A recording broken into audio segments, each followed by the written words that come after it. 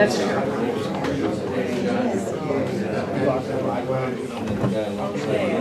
think everybody has taken their seat already, so I'll just say good morning, and then if you want to silence your phones, this is the time to do so before the conference comes to an order. So I will now say that the conference will come to order. Colors being in place. Hand salute. 2. Uncover. All members and guests in attendance shall remain standing with their cover removed and placed over their heart from the opening prayer through the posting of the POW-MIA flag ceremony and concluding with the Pledge of Allegiance. Chaplain Janet Grass will now offer a prayer. With hearts humble with a sense of our responsibility, yet pride of the confidence placed in us by our comrades of the American Legion, with hearts grateful for the rich heritage bequeathed to us by our Father, yet determined to be vigilant to preserve it, we ask blessings of God in this conference, that it may be fruitful in its accomplishments and permanent in the good of its effects. Be with us, O God, in our deliberations. Inspire us with wisdom. Direct us in our thinking and guide us as we work for you, our country, and our comrades. Amen. Amen. A POW-MIA empty chair is placed at all official meetings of the American Legion as a physical symbol of the thousands of American POW-MIAs still unaccounted for from all the wars and conflicts involving the United States of America. This is a reminder for all of us to spare no effort to secure the release of any American prisoners from captivity, the repatriation of the remains of those who died bravely in the defense of liberty, and a full accounting of those missing. Let us rededicate ourselves for this vital endeavor. Will the Sergeant-at-Arms, John Pitlow, please place the POW-MIA flag cover on the empty chair.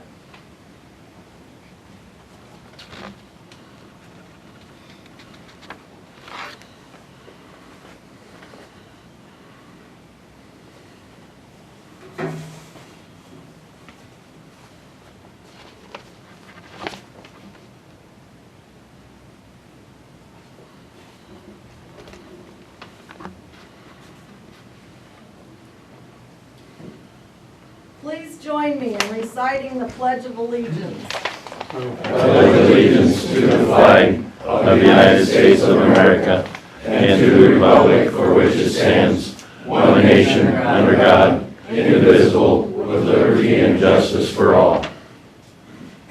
Recover.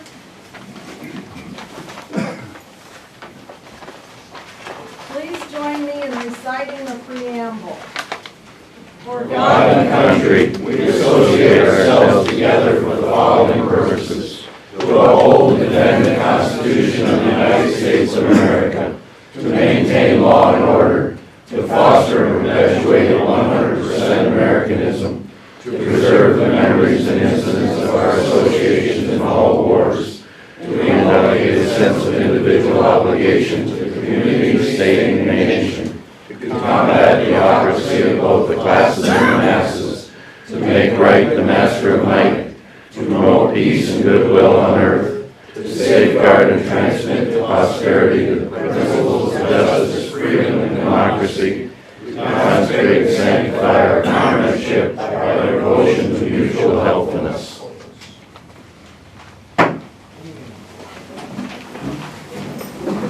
Will the judge advocate, Matt Reiner, please give the rules of the conference.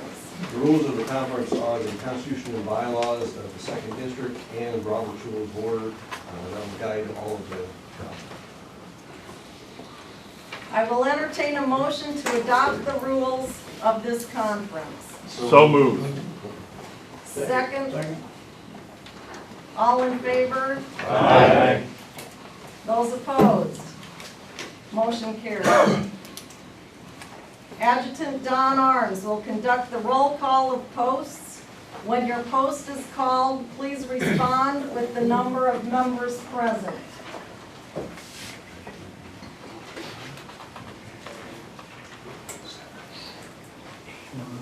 Clinton Post 190. 1.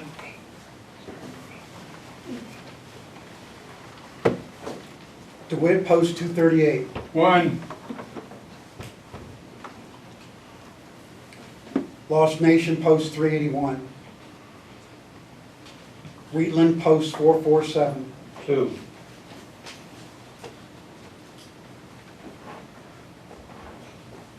Calamus Post 466. Grand Mound Post 622. Dubuque Post 6. 1, Dyersville Post 137. 8.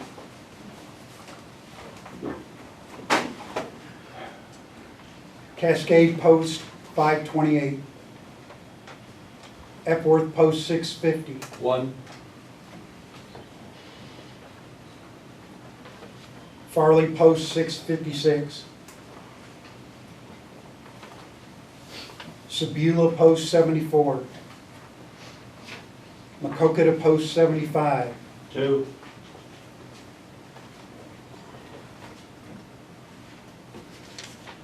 Bellevue Post 273. 1. Baldwin Post 513. Spragueville Post 590. Preston Post 602. 1. Miles Post 677. Anamosa Post 13. Monticello Post 209. Wyoming Post 259. Olin Post 412. Oxford Junction Post 473. Lisbon Post 109. Center Point Post 297. Marion Post 298. 3.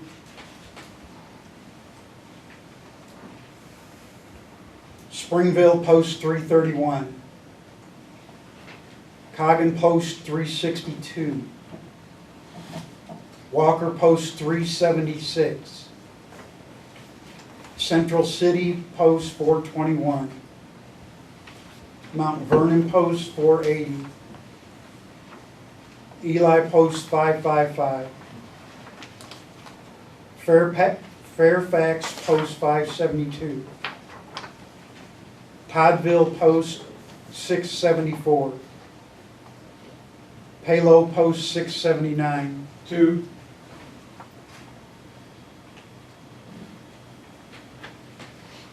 Troy Mills Post 712.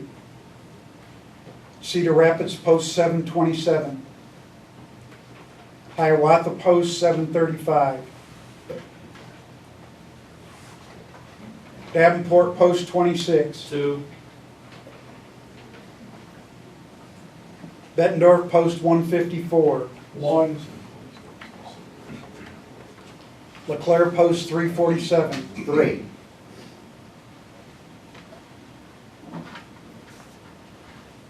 Dixon Post 530, 353. Donahue Post 532. Walcott Post 548. 1. Eldridge Post 639. Bluegrass Post 711. 5.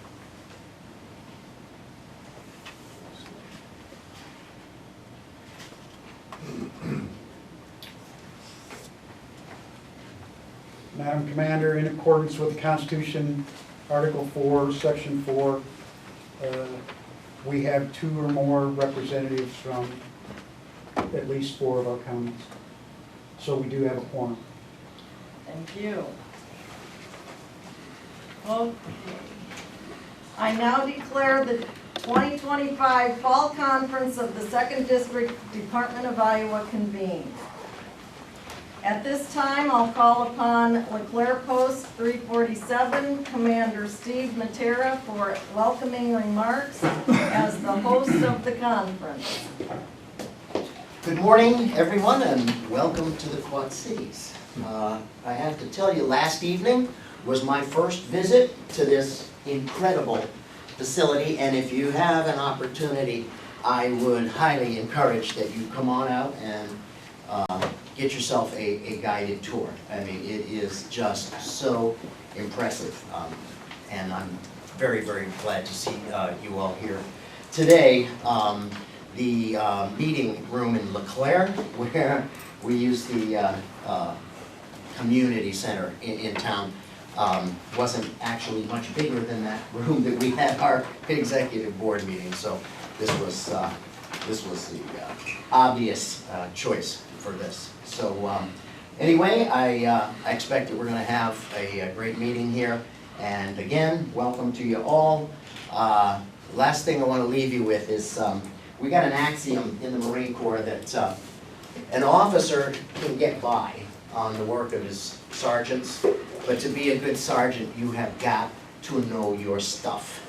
And I am very, very fortunate to have some of the best in my post. And you met Carl Kryling and Don Drock when you came in here. So I really wanted to give them a special shout out, and thanks to our commander, because she was integral in putting all of this together. So please take it away.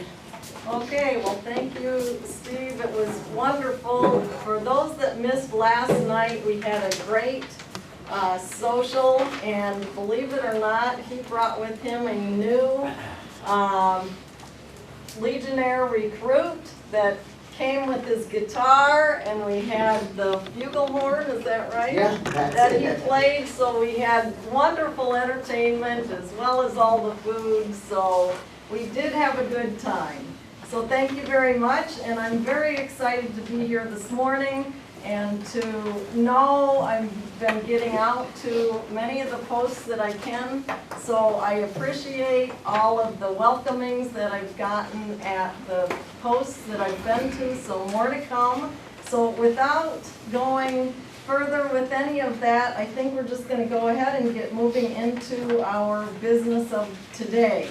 So I'd like to take a few minutes to review the minutes from the 2nd District 2025 Spring Conference. Those should be in the top of your district packet, and they've been posted online, so you've had some time to review those, but I'll give you just a minute. Does anybody need the minutes, or we have the packets up here that's got the reports in it?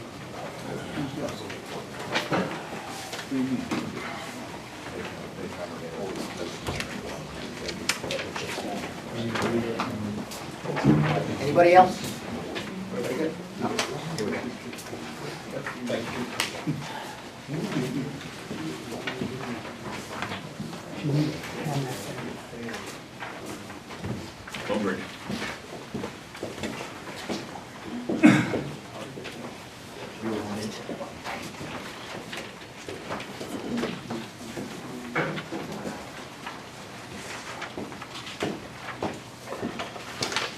Are there any corrections to the minutes?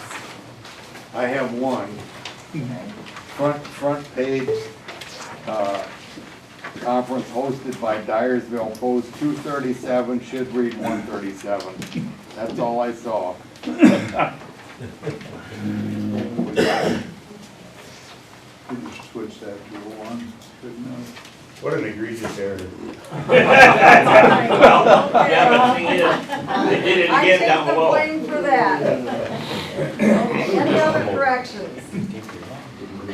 If not, the minutes will stand as corrected. Next, I'm going to call upon the District Audit Committee Chairman, John Pitlow, to give a report on the audit. The audit committee met on September 13th, 2025 at the Variety Tap and Duet.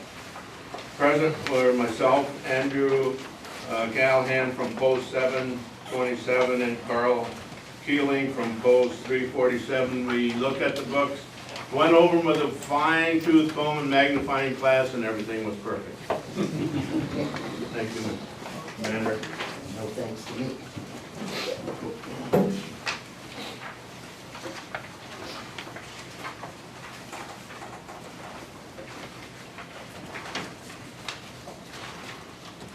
And I will call upon the finance officer, Steve Matera, to give the financial report. Y'all are gonna get sick of me very soon. Okay, so I do have some handouts. I'm gonna just ask you if you can, I think I made 24, all right? And the reason I only made 24 is because my budget, I've already spent more than half of it on supplies, and so I'm trying to conserve on paper. You all probably remember Robert Damastis, who was an absolute tower of organization. I took over from him on May the 27th, okay? So most of this report details his work. If you will refer to the front side of your sheet there, you can see that since September 1 of last year, 20 drafts were written. One of them was not presented, and the incredible part of this, okay, was I was ready, okay, for this conference, I was ready to add $125 back into the budget because they weren't presented, all right? They were written back in March, and when I got the September statement, lo and behold, one of them cleared, which had been expired for more than 90 days. I don't know how many of you are aware that our business account, the checks are only valid for 90 days. In any event, by the time we get to the spring conference, if that check still hasn't cleared, I'll go ahead and add it back in there. The 7 deposits that you see, most of those deposits is what comes from department in the form of dues, okay? We did have 2 CDs that matured, and you can see for yourself the amounts there.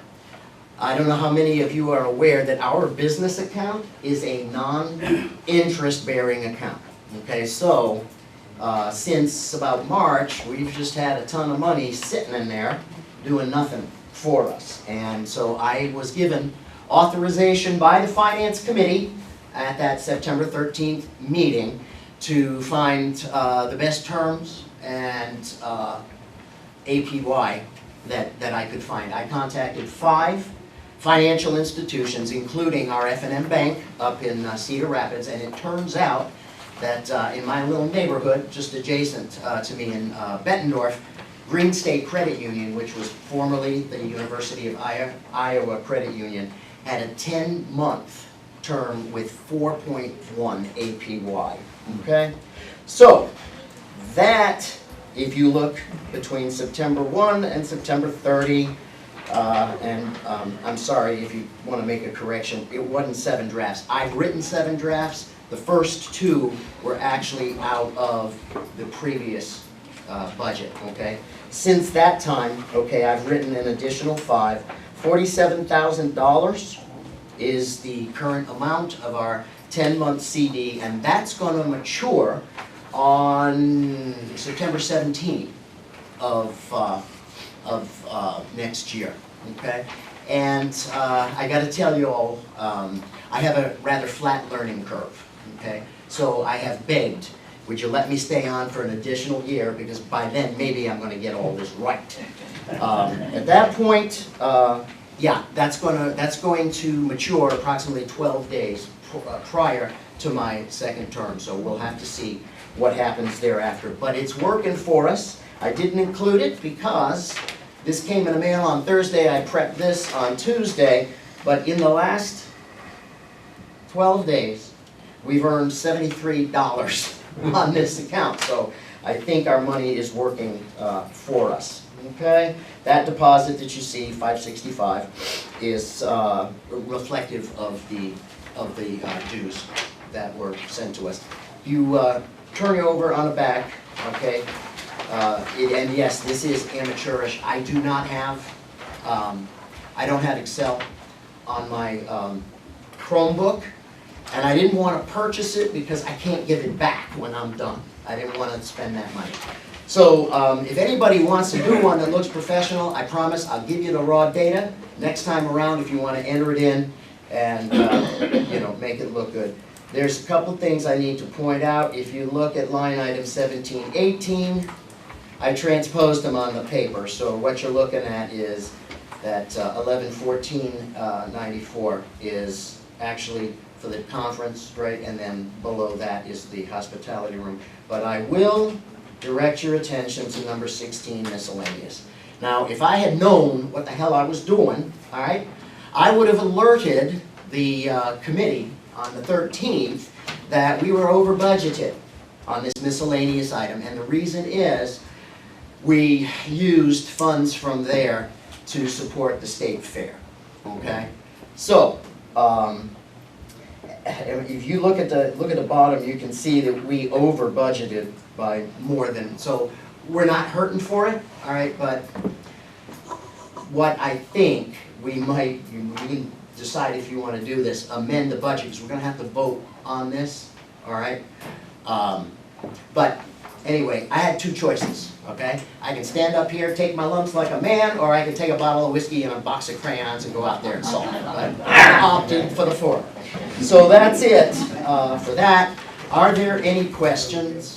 How big a cranch do you need? It depends on how much liquor I drink. What's your favorite flavor? Yeah. Scarlet and gold. No questions? Yes, sir. You talked about second term. You did not realize that when you took over the finance position, it was a lifetime appointment? Is there a revolver in the house?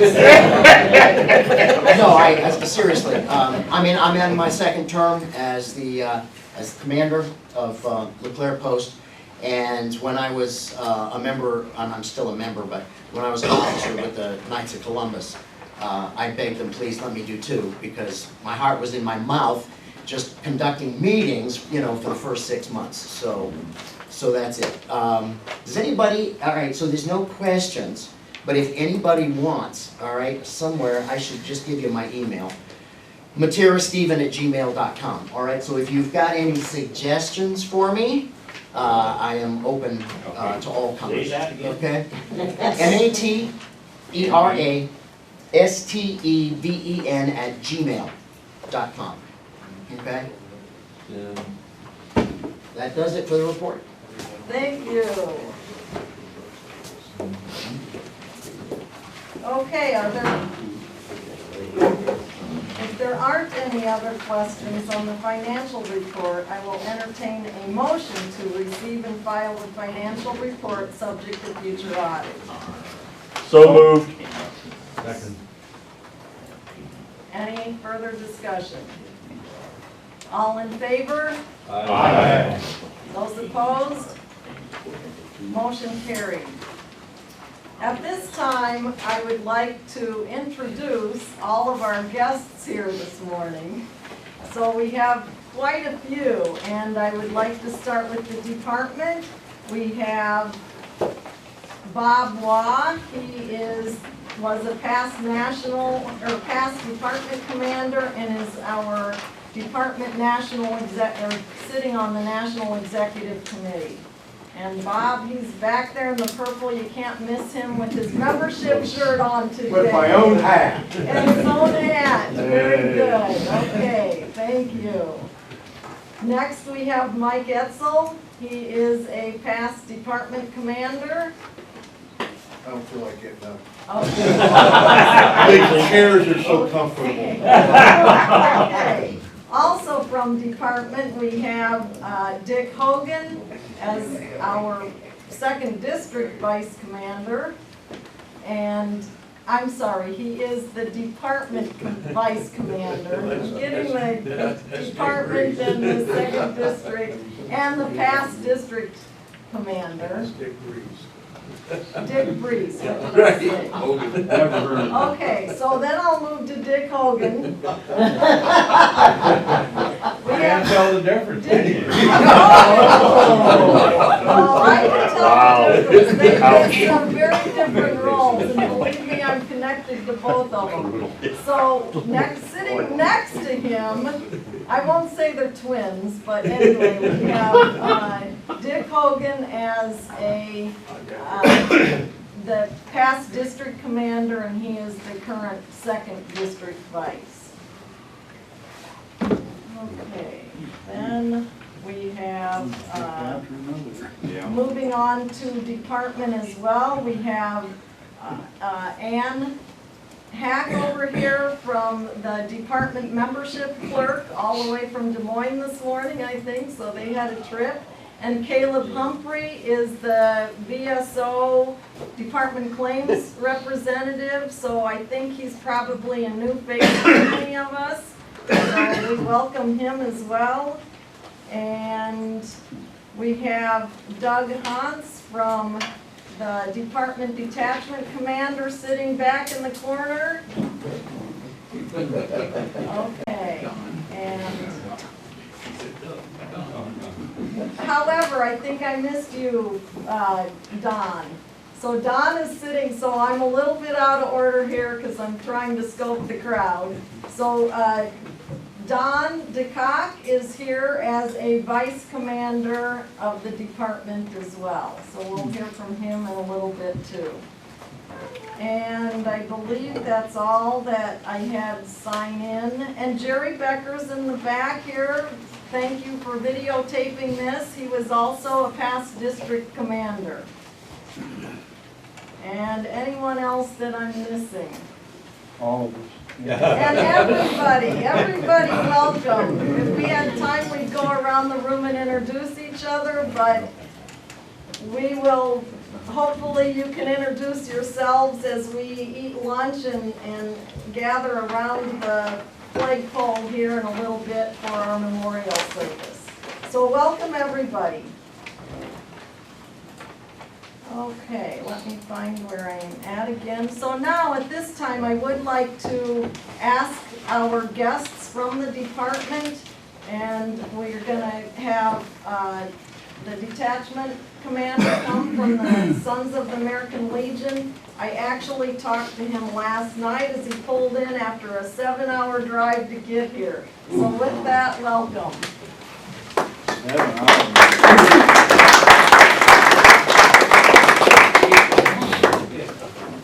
Good morning, ladies and gentlemen. Good morning. You're either going to love me or hate me, one of the two. Or you can hate to love me, or love to hate me. I want to start off with congratulations to the Sons on the national level for an all-time high of over 400,000 members. We finished just shy of 402,000 members for the year. Let's see how fast we can get to 500,000. I attended the National Convention for the American Legion family in Tampa, Florida as the Iowa Detachment Commander and Delegation Chairman. The Iowa SAL members won 3 awards this year. Randy Johnson from Deep River won the George B. Evans Grassroots Veteran Advocate of the Year Award, an award that he didn't even know that he was in the running for. Leon Beatty from Washington Squadron 29 won Snapshots of Service Americanism runner-up. And Richard Brockmeyer from Eldora Squadron won the Charles B. Rigsby Volunteer Year Award from the VA&R. We also enclosed a poster that shows all-time donations for the detachment of Iowa this past year. That's actually on the back of my report. If you guys are interested and you want to look at that of how we did for the year. The new national commander of the Sons of the American Legion this year is Bill Clancy III from the Detachment of New York. It was also made official that our own Mike Munzert is the trailing candidate for the national commander year of 27-28. Later on I'll be reading his bio. We need to raise money for his campaign. Mike has set a budget showing that we need to raise somewhere between $80,000 to $100,000. Mike has promised that any money left over after his campaign will be given back to the Department and Detachment of Iowa. This is a set, there, like I said, I'll read the bio after I get done with my report. If you have any questions about how to donate to his campaign, feel free to reach out to Mike Munzer himself or get a hold of department headquarters. My goals for this year are a continuation of last year to work on the charter-only squadrons and help increase reporting participation. Membership for this year started off pretty slow in compared to the last couple of years, but at the time that this was written, we weren't sitting number one in the region. Iowa has been sitting number one in the region for 2 weeks in the running now. We are leading our Midwest region. Membership for this year, like I said, it started off pretty slow. We are leading the region. Please reach out to all your members to get their dues collected. I would also encourage you to investigate the award opportunities for the National SAL. It has a wide variety of things that we all do, but very few of us ever report. District commanders. I talked to Polly last night about the fact that we need an SAL advisor and rep from this district. I do believe that it is Dick Breeze. You are the advisor, but we still need a district rep from the 2nd district. Please let the detachment know as soon as possible who that person is so that we can get them properly reimbursed for mileage for any travel that they do at the detachment level. Please remember that if your squadron has not turned in last year's officer's report for members and verification report, on the back side of the officer report, the squadron data report for the 25-26 year, and the consolidated squadron report for this year, you will not, I repeat, will not receive your membership cards for the 26 year. Those cards will be held at department headquarters until all of those reports are on file. I have a list of the district squadrons that are not complying with reporting, and I will read that off here shortly. The Fall Sons of the American Legion DEC meeting will be held October 26th at 9 a.m. at department headquarters and on Zoom. We invite you all to come down and attend our meeting and learn more about the detachment. If you don't want to travel, please contact Ann for a Zoom link. And with all the important business out of the way, let's have a good year. So now is where people are going to possibly start to at least enjoy my company. I have started this a few years ago, and I firmly believe that it works because it gets people stirred up. I'm going to call out every squadron in this district who hasn't turned in their appropriate paperwork by name with their post number and tell you what paperwork's missing. Membership package at headquarters, 2nd District, Bettendorf, 154. Central City, 421. Eli, 555. Mount Vernon, 480.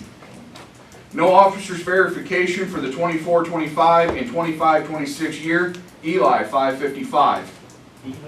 Ely? Eli, depending, I'm from the south, that's how we say Eli. For squadron officers report missing for the 25-26 year, Bettendorf, 154. Cascade, 528. Clinton, 190. Davenport, 26. Dyersville, 137. Ely, 555. Lost Nation, 381. Marion, 298. Mount Vernon, 480. Springville, 331. Walcott, 548. Excuse me, that was the Squadron Officers Report. report for 2025-26. Yes. Those reports should have gone out in the should have gone out to be turned in by September. September 15th. Yes, Okay. is when that's due. Squadron data reports. This data report tells us when you meet, where you meet, and your dues, and the time of meeting. The one thing that I don't like about this report comes to us from National with National's address on it. So if you filled this report out and sent it to National, we don't know you did it. They don't tell us that you've done it. So we hold your cards until we have it on file. So if you filled this report out, Please get another copy to Ann. Bettendorf, 154. Central City, 421. Ely, 555. Marion, 298. Mount Vernon, 480. That's for the squadron data report for 25-26. Consolidated squadron reports missing for 24-25. Bettendorf, 154. Ely, 555. Mount Vernon, 480. Commander, with Davenport 26, we're pretty good except for the one, but for those of us who might have the question, in our particular squadron, we had a loss of our adjutant. And I got most of his forms and everything, but I'm kind of concerned about the one form that we don't have that you are saying we're missing. Can we get another report? Yes. You can actually fill these reports out. Ann, is there a copy of these online to be able to fill out? Oh gosh, there are copies of all of those reports on the department's website. If I you like go to- paperwork, can I get paperwork from you? If you want paperwork, call me. I'll send you a copy. No worries, Ted. You know me. No, I know you. Just call me Monday. Not Monday. Don't call me Monday. I'm not there Monday. Call Tuesday. No, Monday's No. Leave me all the messages you want on Monday. I'll get back to you. Three Three voicemails on Monday. No. So, we made, a lot of you are probably wondering why we're being so strict about getting membership cards out. Reporting for previous years had been so low on consolidated squadron reports, squadron data reports, and to be real honest, we're not even supposed to send out cards if we don't have an on-file officer's report because we don't know who to send it to. Even if your officers haven't changed in the last 20 years, we still have to have that report every year so that we know that we're sending it to the right place and cards don't get lost in the mail. In 2023, we voted on this at the detachment level, making it mandatory for all 4 of those reports to be turned in order to receive your cards. That took effect in July of 23, but we really couldn't do anything about it until July of 24. So I started pushing really hard on it last year just after my election. 31 squadrons never bothered to turn in their paperwork by midwinter last year, or just before midwinter. I sent out over 120 emails in mass to those 31 squadrons. In 2 weeks, I went from 31 to 14. Those same 14 never bothered to reach out wanting to know where their cards are. Okay? I don't want to be the mean guy, but if we're going to try to improve our membership and our reporting, these are the things you're going to have to do to get your membership cards.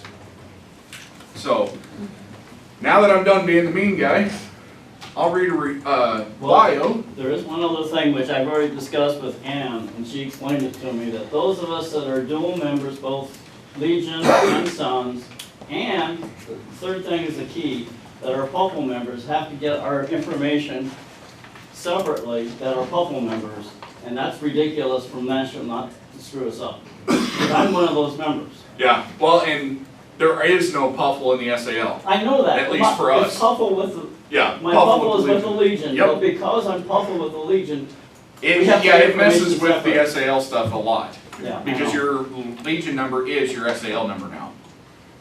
Okay. And it has been for the last 3 or 4 years. Yeah. And even then, half the time, they still can't get it right. So, now I'm going to read the bio for our candidate for National Commander for 27-28. Mike is currently the trailing candidate for National Commander, Sons of the American Legion, for the 27-28 membership year. Mike is a quadruple member of the American Legion family. His American Legion, Auxiliary, and Sons membership belong to the Eldora Post in 182. His Riders membership is at Polk City 232. He served in the Navy as a gunner's mate 2nd class during the Iraq War. Mike is currently employed by the Hardin County Sheriff Office and is also an EMT with the City of Eldora Ambulance Service. Mike married Robin June 6, 2025. They enjoy riding their Harley and finding new adventures and making memories together. If you see Mike, Robin's within about 100 feet of him at any given point. She is his secretary, I tell you what. Mike gained his eligibility for the Sons of the American Legion from his grandfather Howard Slitter's service in the United States Army and its other grandfather, Odin Munsrud, in the Air Force. Mike chooses to lead in the Sons of the American Legion to honor Howard's service on the beaches of Normandy during World War II and Odin's flights during the Korea War. He wants to be the voice of his grandfathers in support of all the veterans of those who serve the military today and tomorrow.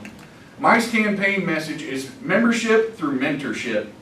We need to mentor those who will replace us so that the organization will be here to support veterans for the next 100 years.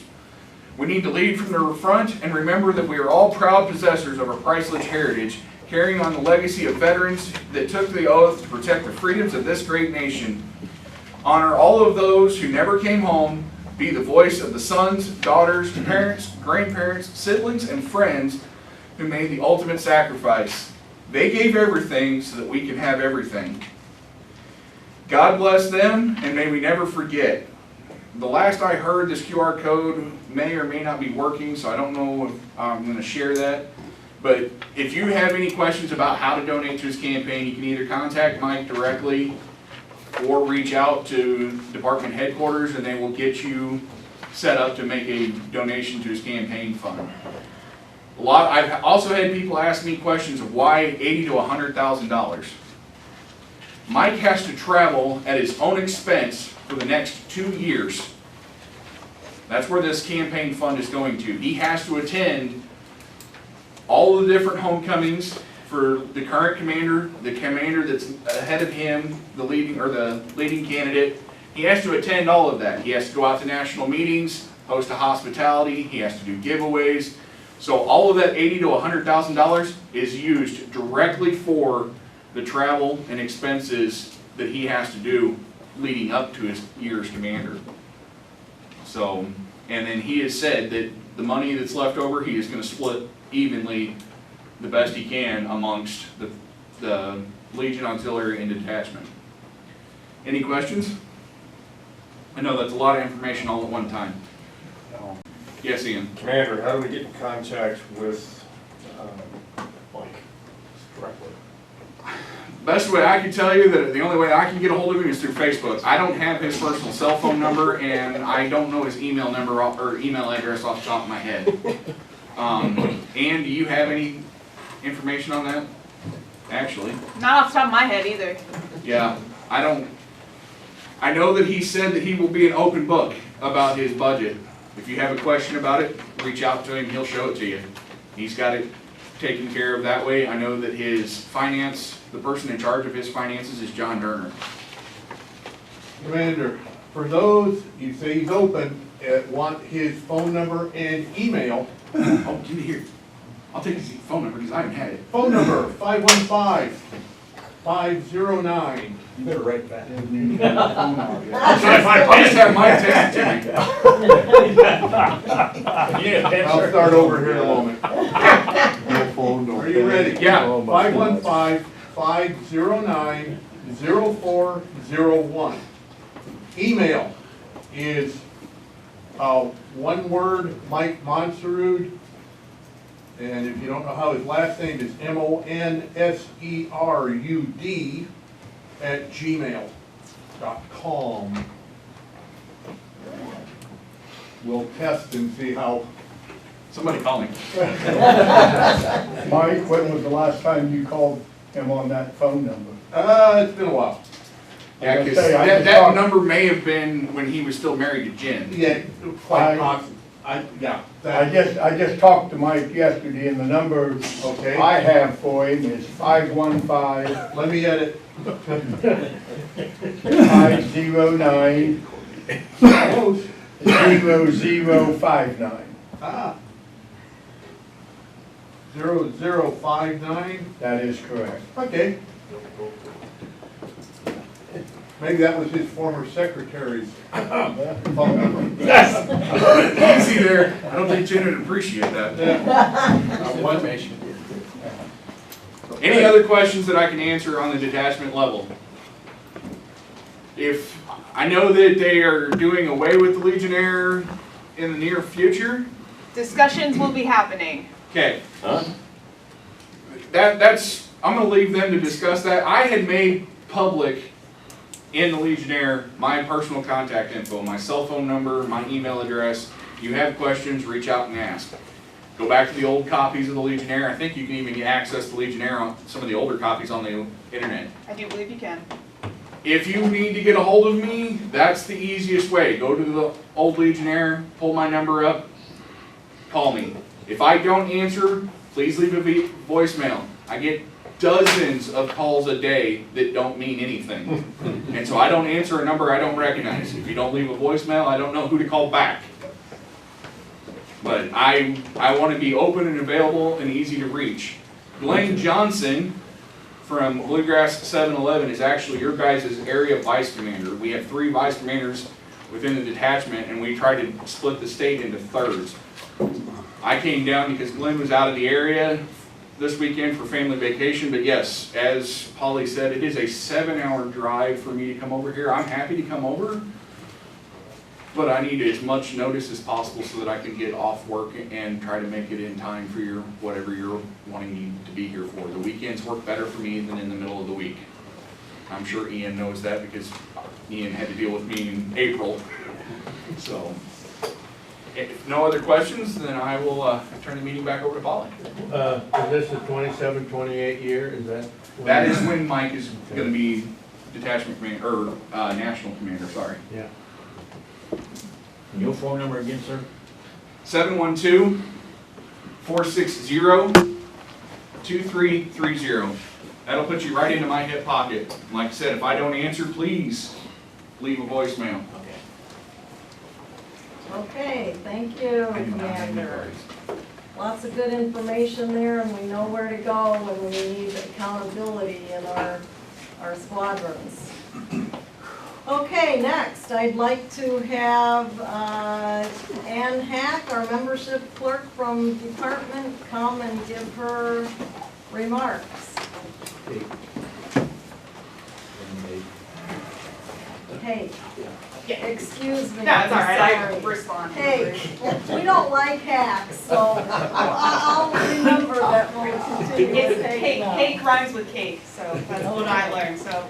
All right, good morning, everybody, all my lovely students today. We're all excited. Are you in the Happy Pills again? You know I am, all right, so now you know my name is Ann. I am the department membership clerk. Hello to all of you if you haven't seen me or met me before. I'm excited to be here. Thanks for letting me come and, crash your conference.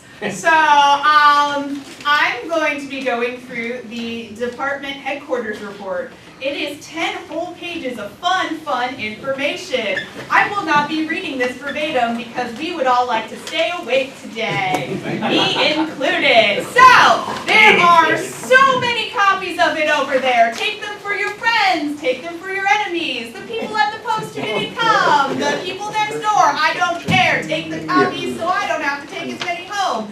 I also have so many other fun pieces of paper over there. And if you find that I accidentally ran out by some magical way, remember that pretty much all of that is also going to be available at our department website, ialegion.org. In the back, please. Should have been an auctioneer, Ann. Still time. I'm still time. So on You're happy being white. All right, so this report said I will hit some highlights in there. So fun for all of us. So one thing I did want to mention that's not actually in the report, in case you didn't know, because last week I was at the 4th District and they were talking about program stuff. And in case you didn't know, we do have a new programs person. His name is Nick. So feel free to call him and introduce yourselves. I think I told him last week that I told other people that they can do that. If not, too bad for him. So feel free to call. Talk to Nick. Let him answer your voice state questions and stuff, or whatever you got. So, first thing I want to mention, Midwinter Conference is February 12th through the 15th in Des Moines at the Airport Holiday Inn. I don't know anything about a schedule yet. I'm sure they're working on one, so keep an eye out for all the fun that will be happening there. There are dates listed, obviously, for our department convention in this report, too, as well as national convention, which will next year be in Louisville. All right, next page. Legionnaire Insurance Trust is the next thing I'm going to mention. So Legionnaire Insurance Trust, we partner with them. They're the ones that do the accidental death and dismemberment at no cost Legionnaire care. So we partner with them. Part of the money that comes back from certain things comes back to our department. So this year we received $48,254 in allocations from the LIT. Since joining them in 1992, we've received $1,980,703 from them. And John, our department adjutant, is expecting that to be about, be up to $2 million this next year. So we are excited. We partner with them. They do offer lots and lots of different, different products. We have flyers with that information. The big one we want to mention this year is this whole partnership with WellCare and eHealth and the LIT. It's like this triangle that I do not know all the details about. I have vaguely taken a training and I am not an insurance person, and there's also just a lot of info. But what I want to make sure you're aware of, we do have copies of this beautiful flyer. So the main thing is we want you to go educate yourselves about all of these Medicare Advantage program things. WellCare is doing all of these webinars, so there's information about where, sign up for that. Then you can educate, browse the plans that they have available, and then select the plan that will work for you.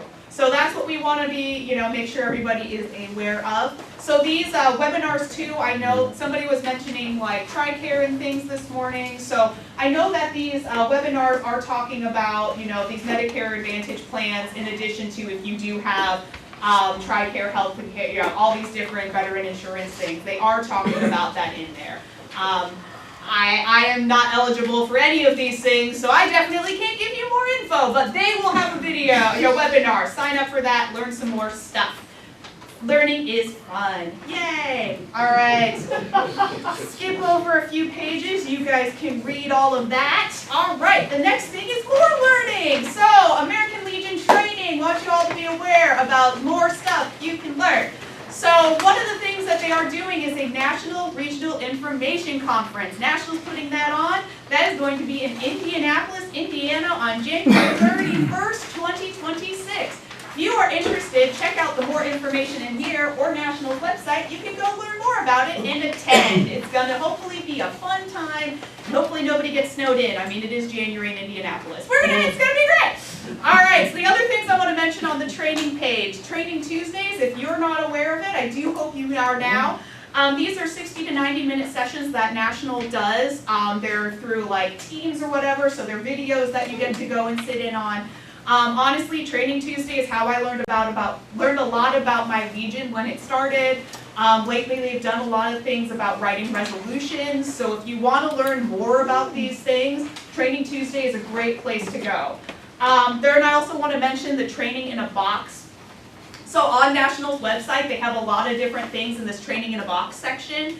PowerPoints, just general information. John said that they are thinking about rearranging it a bit, but it's still a good resource even without it being rearranged, so you can go find different information that helps you out. Ann? Yes? On your Training Tuesdays from National, do they repeat? Do they offer what subjects they're going to say ahead of time? Usually they put information ahead of time out saying what it's going to be about. I think they sometimes will put it in the digital dispatch and stuff, or you can go on their website and find out more. I think you can sign up for them ahead of time. I don't remember. I haven't done one in a while personally, but I do recommend it. It has been very useful, the ones I have done. But you can check out National's website. Yes, he was asking about if they put that out there. And they also asked you, is there anything that you would like more information that they can put into a training program? So if you have suggestions, let them know and they will try to get that on there. Yeah, absolutely. Thank you, Bob. Cool. All right, the next thing I'm going to mention is Boys State. Boys State, June 21st through 26th at Camp Dodge. I do want to refer you to this other page that I brought along, talks more about the details from Mike Vaughn, the Boys State director. This is what he also had in the last Legionnaire, so you've probably seen it, but it's good information to have. So yes, the amount for Boys State is going to go up to $600 per delegate. But remember that we have a really great program. It's a wonderful, great program. It's a you know, it's not one that every state has. We have a, you know, more of a different program, and we hear lots of really great information from these people coming back. Honestly, I have a volunteer that comes in every week, and she and her husband were just getting their windows redone, and the person coming in to give them a quote just was talking to them, you know, not a Legion event, it's just getting quotes on a window, and then found out they were Legion members, and then mentioned how he went to Boys State how many years ago, and the great experience he had. So we know that this experience makes an impact for all of these boys who are going to this. We need boys to go. We need everybody to please send boys. If we don't get enough people to go, this program can die. And I hate to say it, it could die as early as this year. I want you to realize that this program, we do not want this program to go away. We think it's valuable. We know you all know it's valuable. So please, please, please, help get boys to Boys State. Yes, Doug? Last night in my 7-hour travel across the state, I stopped at the I-80 truck stop. I'm wearing an SAL shirt, be the one on one side, and I've got a teenage boy who's staring at me. Okay. He is looking me up, looking me down, reads my shirt, and I walk past him to get to the soda fountain, and while I'm trying to fill up my drink, he goes, "I'm sorry to bother you and sorry to stare at you, but you look awfully familiar." He goes, "Were you at Boys State this last year?" Just so happened that I had to be down there for their opening, and I was down there for their closing to give out an award. And I said, "Yeah, I was." He goes, "I thought I recognized you." He said, "I had a great time that week." He says, I'm actually looking forward to possibly going back this next year as a counselor." And I said, "Yeah." I said, "You and I might work side by side then." I said, "Because I'm going to try to go as a counselor for the first time ever, not even ever been in a Boys State attendee." I told him, I said, "One of the best things you can do to help this program, if you want to see it continue, go back to your school and recruit the incoming juniors. Tell them about everything you did and everything you learned." He says, "I've already started that," and he goes, "I'm not done yet." Nice. And realize, you know, we've got Mike Vaughn is he's become the director in the past couple of years. We've got new leadership there. They are changing the program around. It's really great. They were in a different building last year for the classrooms. Eventually, I know they're going to be moving to a different these starship barracks. I don't know. Apparently, it looks like a starship. I don't know the details. But anyway, so I mean, they are working to change this program and make it even more relevant for the kids. So please, again, great program. We want to see it continue. So. The next thing I want to mention, Veterans Employment and Education Awards. Those are due by October 5th. October 5th is right around the corner. Yeah. So more information about the categories are in here. It's already Oh wait, what is today? Today's the 11th. Oh my gosh, don't ask. I don't know what day of the week Are you it talking is. about next year? No! October 15th, you got like this week. Like, please, Look, I don't know what day it was yesterday. I just showed up at work and was like, I wonder where I'm at today. I don't know. Alright, next thing on the list, Law Enforcement Officer and Firefighter of the Year. Those are due November 30th, so you've got a little bit more time for that one. And more information, I brought paper copies of those applications, and of course those applications are available on our department's website. Scouting, there are different awards for scouting. Those are due by March 1st, so keep that in mind. I also have Educator of the Year here, so please, it's never too early to start thinking about people to be awarded these awesome things. All right. Well, that's all I had highlighted. So there's tons and tons of more information in there. I brought, again, tons of more information. I have Boys State flyers, I have 5th grade flag essay flyers, I have the service office report, I have LIT information. I don't really know, John just has his print thing. So just take anything you'd like. I'd love to see it gone. Do you have any further questions for me this morning? Thank you for waking us up. No problem. I'm glad to do what I can. So, alrighty then. So I will not be staying the entire day. I'm sorry, but luckily this was very convenient for me. My husband's family's in LeClaire, so we're just casually hanging out with them this weekend. So thanks for this. This is great, but that means I'm not staying this afternoon. Yes, Dick. Anything about the Legionnaires? Legionnaire, I don't really have any information about the Legionnaire. I know they have been putting around the idea that possibly we would not be printing it anymore, but I know they're also looking for sponsors to help offset printing costs. So I don't have any updates. I'm guessing this is something they'll be talking about at the Finance DEC meetings, which are coming up next Saturday. Woo! So I guess call me in a couple weeks and I might have more info. I don't know. If anything happens with the Legionnaire, I'm sure we'll be publicizing it too. It's not like it'll just suddenly not be there. I'm sure we'll have more. Yes, Bob? I know that will be discussed. A lot of people don't realize, but it costs us over $40,000 every time we publish that Legionnaire. And as everybody knows, membership's declining, costs are going up. That's one reason we emphasize membership. That's how we operate on a lot of stuff. And so I myself, when I get my Legionnaire, I pretty much sit down that night and read it cover to cover. I do. And I love the articles in it. And I don't like technology, but I have learned more technology in the last 4 years than I ever had a desire to do. And I think they're probably leaning more towards an electronic. And the thing of it is with the Legionnaire, by the time it's published and it gets to you, it was 2 months ago. With the electronic newsletter, they put that out twice a month. Twice a month. And that keeps you current and stuff. So if you, like I said, I'm not tech savvy that well, but I do get the electronic newsletter and I try to keep up to date with current events. And that is a better way of doing it. Because like I said, the Legionnaire is expensive to print and it's usually about 2 months behind. I have one question for you, Bob.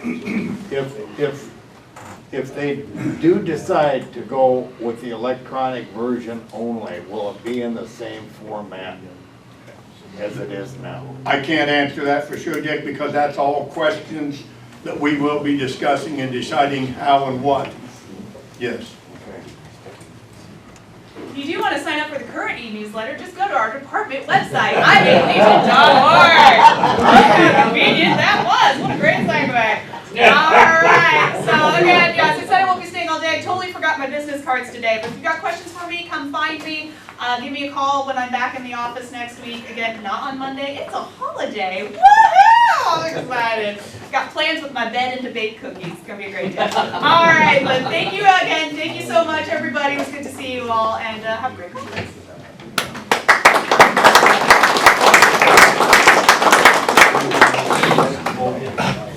Okay, it looks like we are all awake now, so that's great, and lots of good information. You have your packet, you can take it home with you and reread it.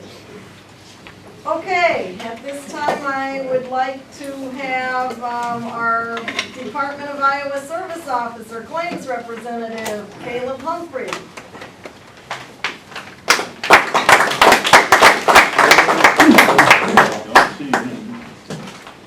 Good morning. Good morning. The American Legion Department Service Office has had an outstanding year, one marked by mission-focused teamwork and results. Under the leadership of Department Service Officer Shane Pankeman, and with boots-on-the-ground dedication from veteran service officers Josie Pester and our newest member, myself, Caleb Humphrey, we've been on the front lines advocating for Iowa's veterans and their families.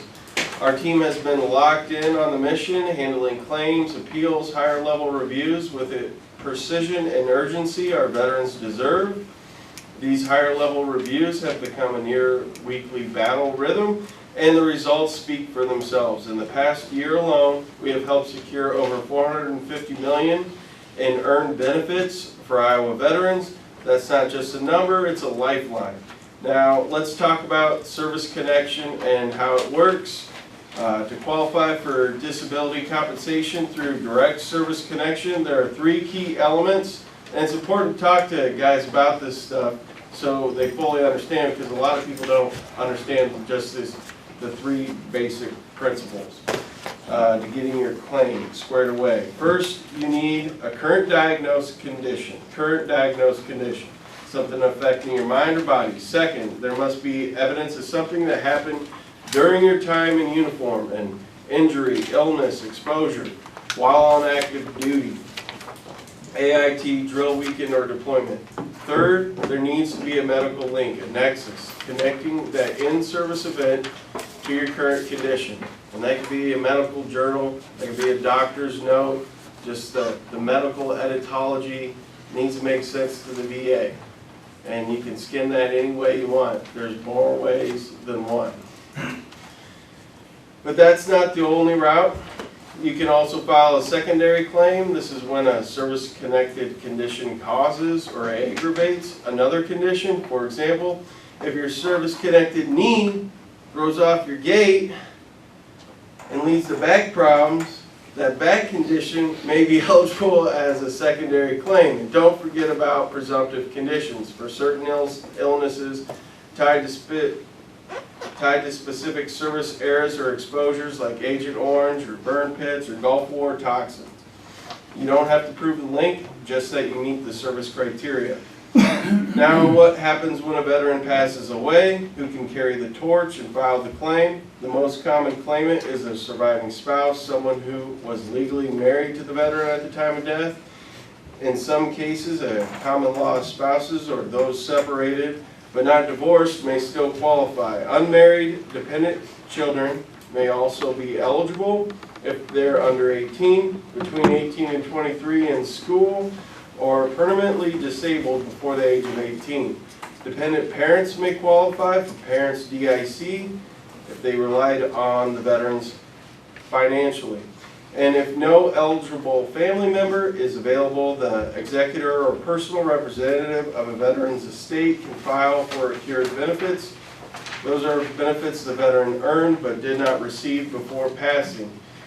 These claims must be filed within 1 year of the veteran's death.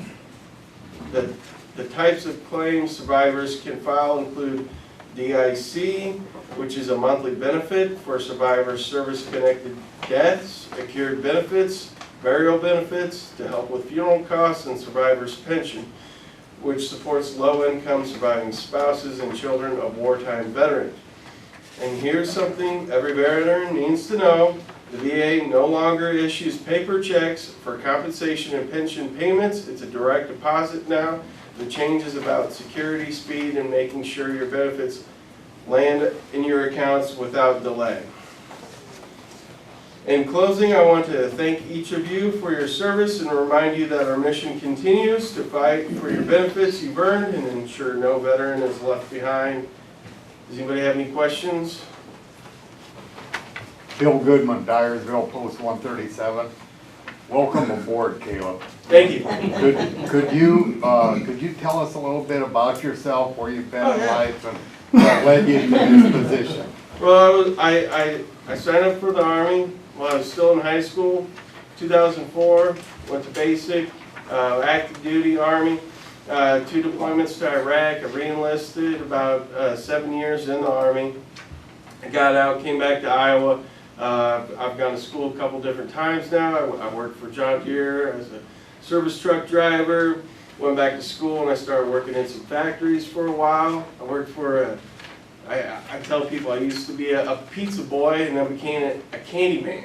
I worked for Papa John's. They have a factory in Des Moines where they make all their pizza dough, and then I was recruited by a cotton candy factory in Des Moines to be their maintenance manager, but then they decided that they didn't want to pay a maintenance manager's salary, so then they laid me off, and that's when I went back to school a couple years ago to get my bachelor's, and then I did my internship with the American Legion Service Office last fall, and then I graduated in December last year, and I was looking for a job, and this job opened up, so here I am. I feel like it's a really good fit for me, and Josie and Shane, we all make a pretty good team up there, and we're just working our butts off. The major update, though, I should let you know, is with the current government shutdown, the VA has sort of closed our office because it's run by the VBA, but they've allowed us to come in there when we have hearings. Well, we have hearings every day then. So we're there every day. There you go. So that's our workaround, and we do generally have hearings every day. So we're still in there. But there's some limitations a little bit. We're just closing our door. We're not taking any walk-ins right now because the building is sort of closed. So no walk-ins, but we're taking phone calls and emails and all that stuff. Where are you stationed at? I was at Fort Hood for about 3 years, and then I went to Baumholder, Germany, and then I deployed at both locations. Okay, where's your office at? Oh, Federal Building, Des Moines. 210 Walnut Street. There you go. There you go. Yep. It's been a good experience. I really enjoy it. Every day it's something new, and I think as a BSO, you're always going to be learning something because there's just so many different scenarios out there of what can go on and go wrong. I just hope you guys continue to talk to people about it and talk to veterans, because there's a lot of guys that are just, they're dragging their feet when it comes to this stuff. And they could be getting benefits and they're not. Yeah. I've got just kind of a general comment here for while we're talking about compensation and so on. I was out visiting some friends out in North Carolina, and I think everybody's aware of the Purple Heart Award. There's an organization out there giving an Orange Heart Award, and they're giving it anybody that's receiving compensation because they've been affected by Agent Orange, because here again, they have disabilities and so on, the connection. They're giving that, and it's an organization out of Tennessee that's doing that, and I don't know if anybody's heard about that. I got a hold of Congressman Miller Meeks' office. Obviously, I didn't get a chance to talk to her personally, but in Congress, they were trying to come up with an award that's similar to that. They're in the process of designing it and so on. But as we all know, the Washington, D.C., it might be 5 years, and most of us will be dead before we see it. Anyway, I don't know if anybody's heard about that. Just wanted to pass that along. Yes, and also, I think Don told me he's going to be speaking on this for the House File 1000, which is a $250,000 grant with the IDVA to help supplement the service offices in the state of Iowa. That would help us out greatly. We only have 3 service officers currently. We've had up to 5 in the past. And there's some days, more often than not, that we're overwhelmed. We're overwhelmed in there.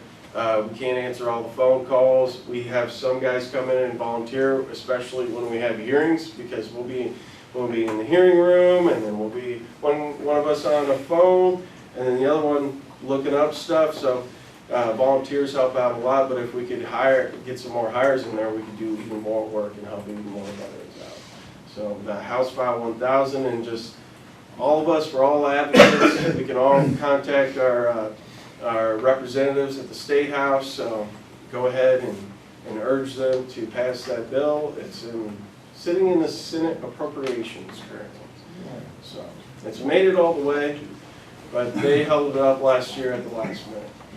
Anything else? We're glad to have you on board. Really? Yes, sir. Thank you. Caleb, are you going to be staying through the intermission here? I'll stick around for a while if anybody's got any questions. Yeah, specifically, and I don't want to take the time here, but currently, as you know, guardsmen whose only active service was training are not eligible for benefits, okay? They are and they aren't. And they aren't, okay? I'm wondering if there's a way that we can begin a grassroots movement, some kind of a groundswell. You're talking about bomb disposal technicians, you're talking about ordnance. Of course they're gonna have hearing issues. You talk about aviation mechanics, okay? They're gonna have issues breathing in the chemicals from the jet fuel. Yeah. If there's any way, and I guarantee, if that bill made it on the president's desk, he will sign it.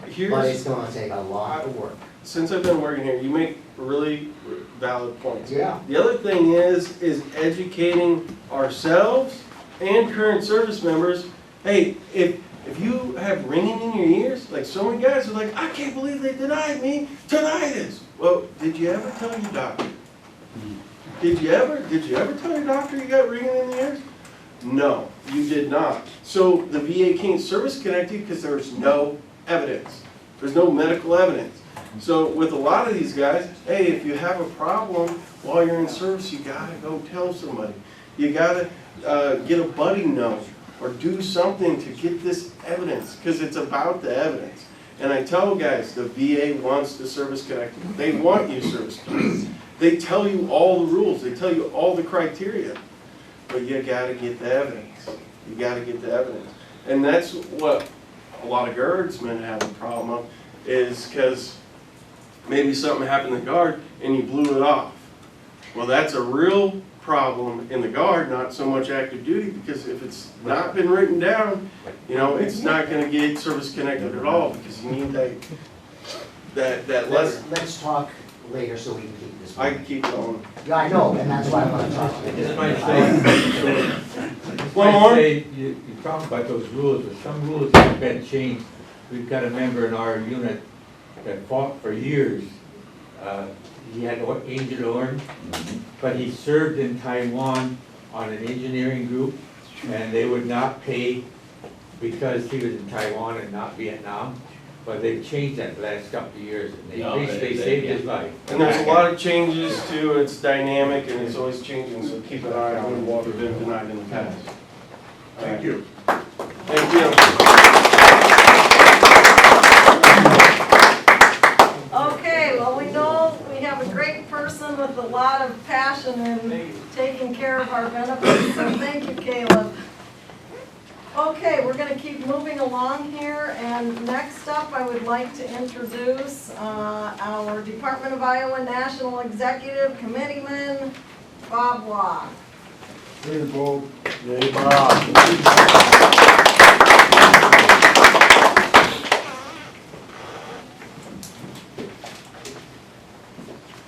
Thank you, Commander. Before I get started with the NEC report, I'd just like to add one thing with what Caleb was saying. We, as members of the American Legion, we need to get the information out to all veterans on this House File 1000 at the State House. It's a $250,000 grant, but what it is, it's a matching grant. If we want, and it has to be for new service officers. We can't use it for the old ones. Because we're trying to get back up to full staff at our federal building with our service officers. So what we're asking is we just, as a round figure, we say, okay, it takes us $100,000 salary, benefits, and everything for a service officer. We as the American Legion, we put up $50,000. We're asking the legislature to match that for $50,000, help us pay half of it.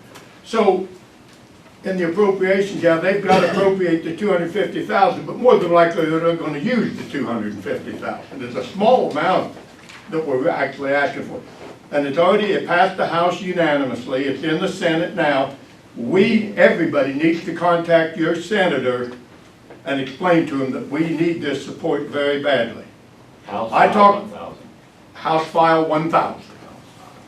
I talked to my senator and I was showing him the figures that Caleb talked to you about, how much the $450 million we've gotten back for ours. And he's looking at that and he said, how many people do you got working in that building? And I said, 3.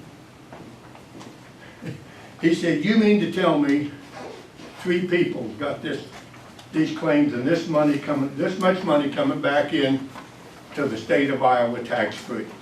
I said, that's right. He said, that's hard to believe that 3 people do that. I said, remember one thing. I said to my senator, I said, remember one thing. They work for the American Legion, not the government.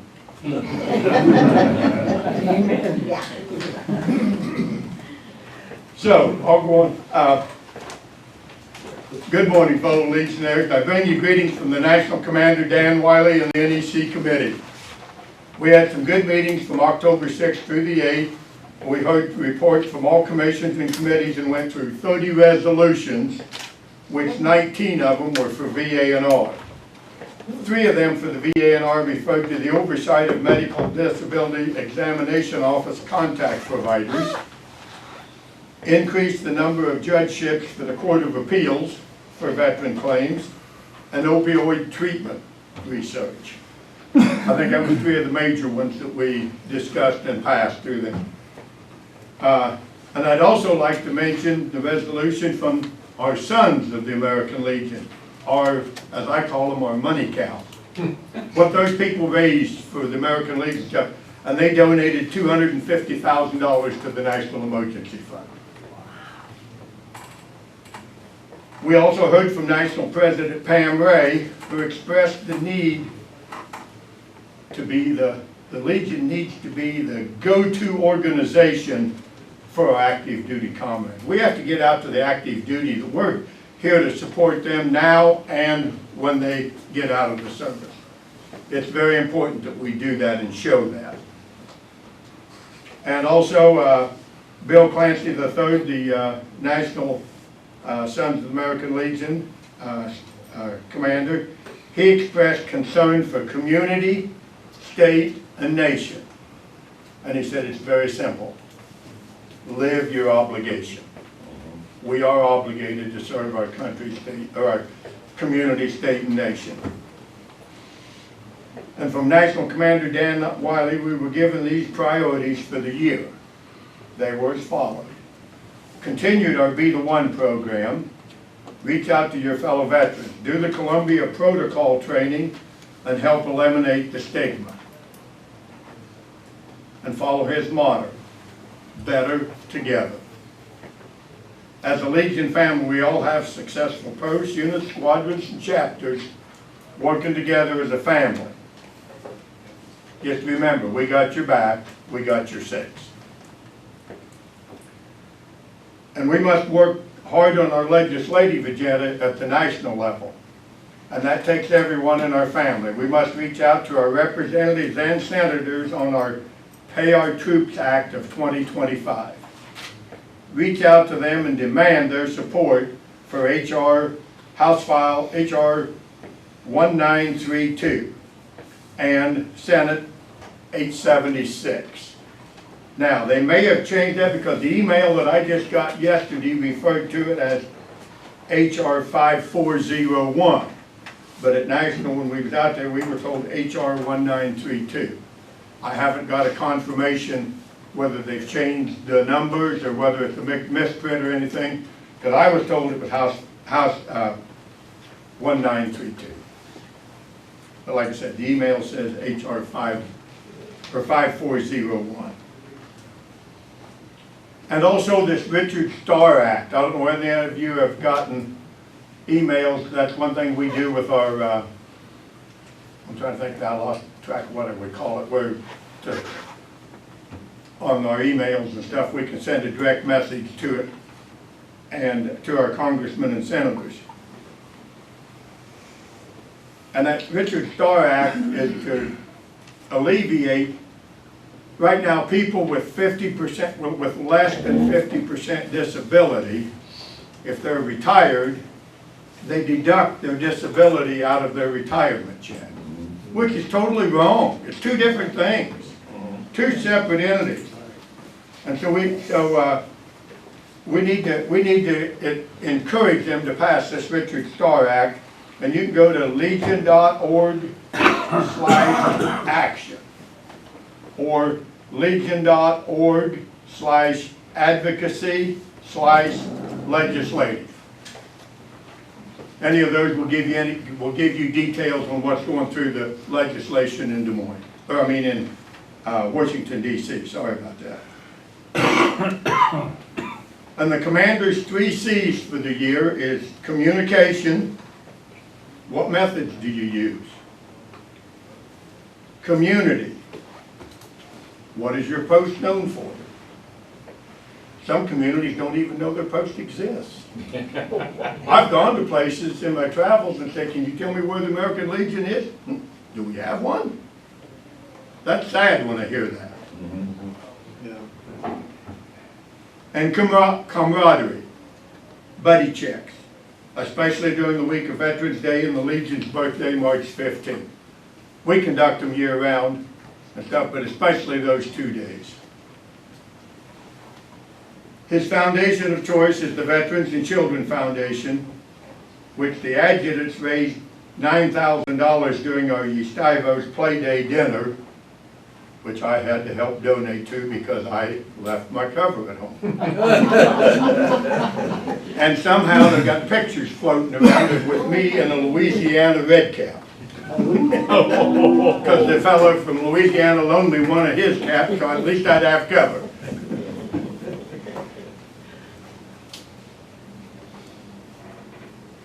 And also, there was $10,000 raised from the NEC and during the commander's banquet. So we raised a total of $19,000 this week there in Indianapolis for the National Emergency Fund. And that money helps pay for our VSO's accredited training. That's how we get them accredited to know how to do the forms and get our service disability connections for it. And it also helped with our temporary financial assistance for our veterans in need during national disasters. And also, don't forget the America 250 Challenge in celebration of our nation's 250th birthday. Commander Wiley is asking each post to participate in some sort of a community event. Make what you want. I mean, some people are going to say, well, we're going to ride a bicycle 250 miles, or we're going to do 250 visits to our buddy checks and stuff, or nursing homes stuff. Anything that you want to do, that 250. He's asking each post to participate in that and to get it recorded with your departments.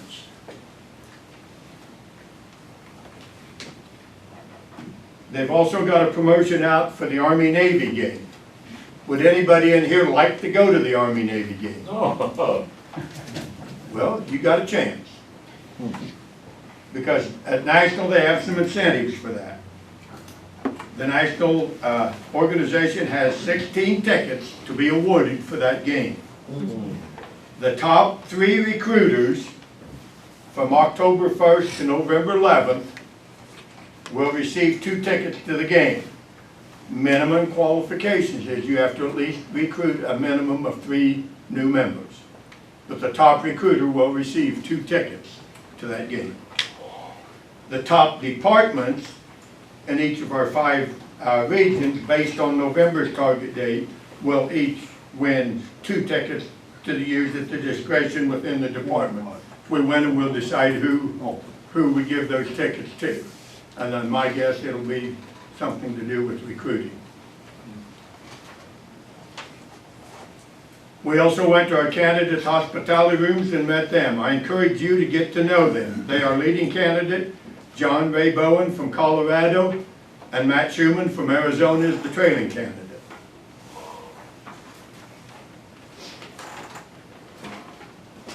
The National Commander's membership goal this year is for a 90% retention, and I think I wrote it down right, 75,000 new members. It was either 75 or 77. I'm sure if we got 80,000, he wouldn't mind. 96% retention. Huh? 96% retention. 96. That's what Darren told me. Okay, I was told 90. Okay. Yeah. I'm going to jump a little bit here. Anybody in here, I know the form's on the table, belongs to Flag Rewards. Do any of your posts sell flags to your communities and stuff? SAL does. Okay. Do you buy your flags from the American Legion? Yeah. If you do, you need to sign up for the Flag Rewards program, because if you're signed up on the Flag Rewards program, for every U.S. flag you purchase from National, you will get a 10% rebate for your post the following year to purchase anything out of that emblem sales catalog. And right now you're looking at the #1 post in the nation for flag sales. Our post in Dowds, Iowa has retained that I know either for 4, I'm sure it's 4, maybe 5 years. I sell between $35,000 and $40,000 worth of flags a year. Yeah.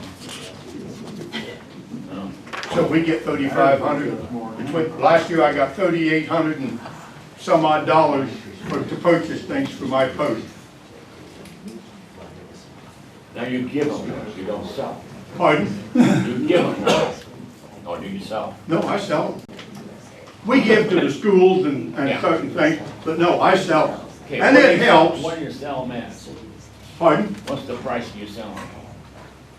Well, like a 3x5 polyester, I sell for $35. That's the going A rate. 4x6 is 50, a 5x8 is 70, a 6x10 is 110, and I do sell several 12x18s, which is $355. Okay, so Post 26 was given, was donated $500 to go ahead and purchase flags through American Legion. We purchased 17 to give out or to sell back to the community. So we just did that just recently. So I'll tell our finance person, go ahead and file for this. Yes, I mean, you sign up for that flag rewards program, which Ann held that form up a little bit ago. And then you ought, from there on, every time you order an American flag, it's added to your total. Right now, this year, I'm setting at about 34,000. My goal is to hit 40,000 a year. So, and I say, I've talked to some folks and they say, well, we buy our flags, so and so, and I said, why would you not support your own organization? Why would you buy your American flags anywhere else? All US-made, they're good quality flags. I get compliments all the time that, Bob, your flags last longer than any flag we've ever flown. It's what it's made by. Pardon? If it's cotton, yeah, if it's polyester, it tears really fast. I sell 90% polyester. Oh, I mean nylon, Yeah, nylon, yeah. Nylon's You lighter. get it through Walmart, and they take care of it very fast. I'm gonna tell you, Nick, that I had last, I can answer that question for a second, if You you bet you don't mind.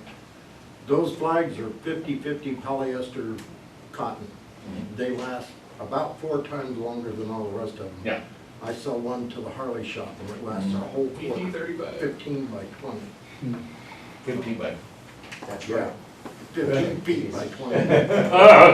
What do you sell? One thing I've learned is, before I ever fly a sorry, I flag, did, Mike's all close 7-Eleven bluegrass. One thing I learned is when I get a flag, I take my sewing machine and I stitch around all the outer edge. It at least doubles the life of the flag. Right. I agree with you. I've got a lot of people who will take it before they put it up and give it another stitching around the edges. If nothing else, take it to the sewing ladies in the auxiliary and they'll do it for you. If you can't sew. They have Bring so it many here. in this building. Yes, they do. Bob?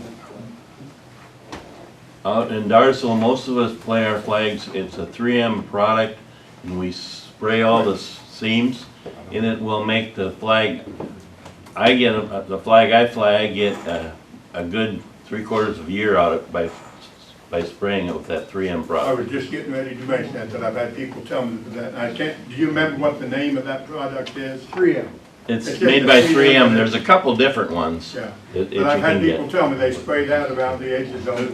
Is it Like that? Scotch Guard? Yes. Scotch guard. Scotch Guard, okay. Yeah. And you only wanna spray the seams, don't spray the whole flag because you'll be in trouble, Yeah. because it'll stick together.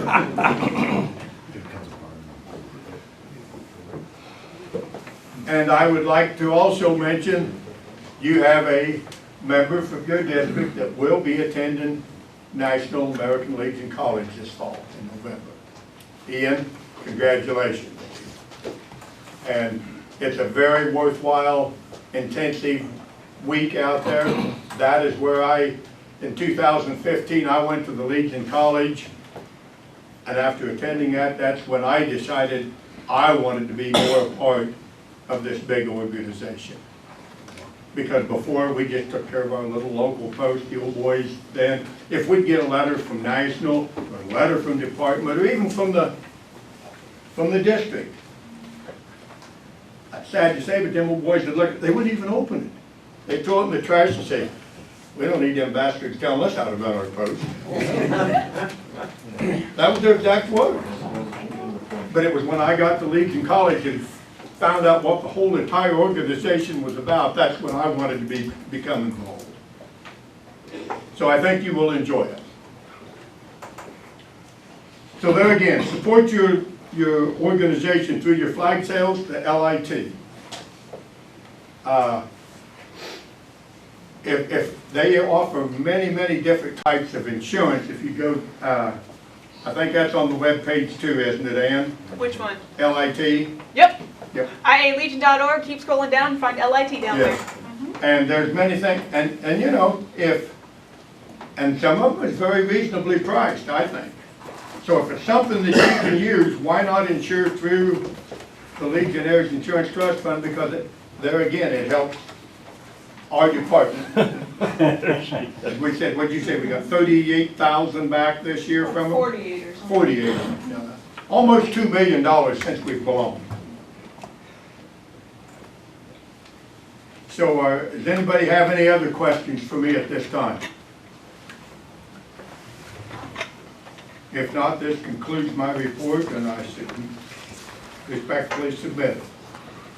For God and Country and Service, Bob Warrior, NEC. And if anybody wants to get a hold of me personally, I give you my phone number, 641-919-0042. And my email is bobwaugh, W-A-U-G-H, 89@gmail.com. And if there's anything I can do for you, if any suggestions you have for at national level, please let me hear from you. That's what I'm here for. Thank you very much. Thank you, Bob. Somebody asked something? I asked, what's your phone number again, sir? 641-919-0042. I know our post 26, we have a very large trailer, and we go on and dump off old flags, and we fill that plus another additional trailer when we burn them out by elder jury. And we advertised to have help. We had 15 people recycle clothes that was help burn. So we just got rid of it. One was from casinos. Those things. Well, we have two Boy Scout troops that always, when they get ready to do a flag disposal, they call me and say, Bob, can you supply us with flags for disposal? And I simply say, how many pickup loads do you want? Okay, thank you, Bob. He's the expert when it comes to flags. And welcome back to the state of Iowa instead of Louisiana. Where you left your lid. Okay, I'd like to next have our Department of Iowa Vice Commander Don DeCock come up and say a few words. That's a deviation from the program, but we're welcome to hear what he has to say.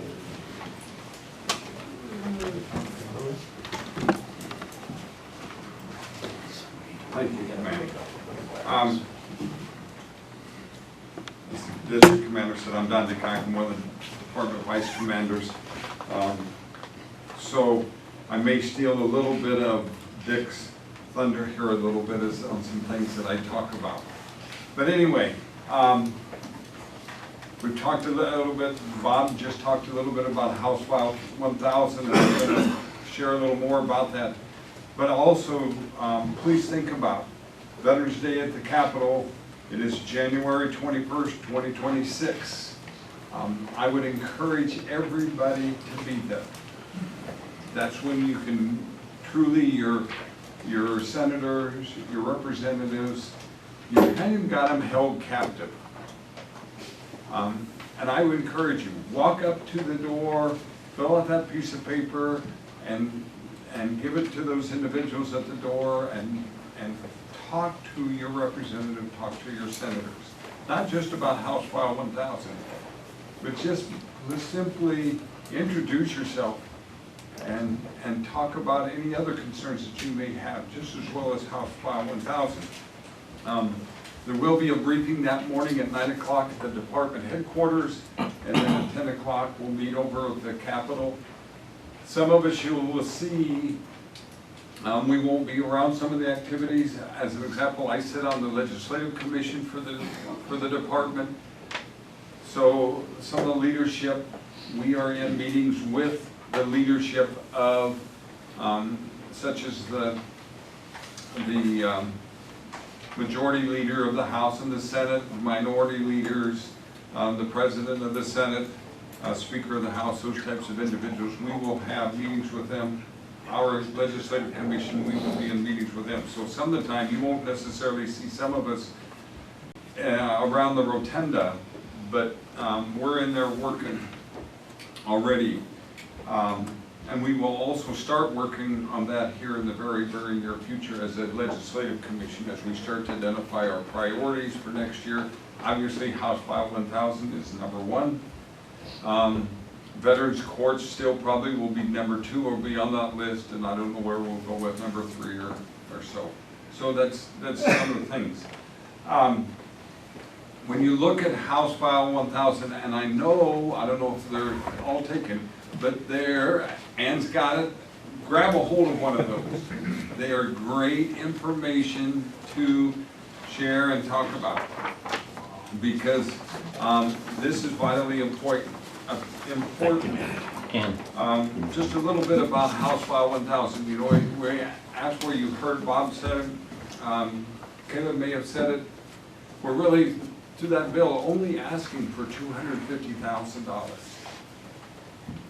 Half matching grant, half the organization that wants to add an additional VSO has to come up with 50%. So again, one time I asked John Durner, how much does it cost for VSO? He said approximately $80,000. So let's just say, let's go to $90,000. That's, you know, we still, as American Legion for the department, we have to come up with 45, we're asking for 45. I don't know how many in here have written grants and deal with grants, but this should be. And there's only 8 organizations in the state of Iowa that can apply for that. And those are those organizations that can have a VSO located down at the federal building in Des Moines, in downtown Des Moines. So it's like the VFW, the Vietnam Veterans of America, and there's 8 total. And I know that the VFW either just recently lost one or will be losing one in the near future, and their plan is not to replace that individual. Yep. Okay? So at the fair, those of you that worked the fair booth, you saw on the banner, 47 million more dollars. So for the fun of it the other day, I was waiting in Des Moines for another meeting, so I rounded that up to $48 million. And then I got on and I took off what federal income tax would be on $48 million. And then I took off what was left of what state income tax would be for $48 million, and we got down to about $28 million. So we've already given the state of Iowa several $1,000,000 out of that 48. Then I said, okay, let's just take 10%. That people are using 10% of their disability payments, they're using to go out and buy things. So I use 10% of mine, I go to your district commander's business and I buy something from her. She goes to Dick's business and buys something from him, and then Dick goes somewhere else and all the profit. So anyhow, when you look at sales tax of simply 10% or $2.8 million, it brings into the state of Iowa tax-wise, sales tax, just on that 10%, approximately $196,000 a month. Can't we get the state to give us $250,000 for a year of the possibility, at the most $250,000? And we already know that there are some of those 8 organizations that are not gonna apply for it. We already know that. And we're asking for a 3-year commitment too, because of getting people trained and up and running. So, though you find out who your senator is, figure out who your senator is. Actually, I thought I had it with me, I left it at home because I printed stuff off, but I can email it, which actually will tell every senator in every county in the second district. And I've got them that way, and their email addresses. I can get that, send that to you. But anyway, contact your senators. If your senator says, yes, I understand your concern, but I'm not part of appropriations, say, don't care. If you're a senator, you know who's on appropriations. Have a conversation with them. If you're backing us, have a conversation with those appropriations people. Okay?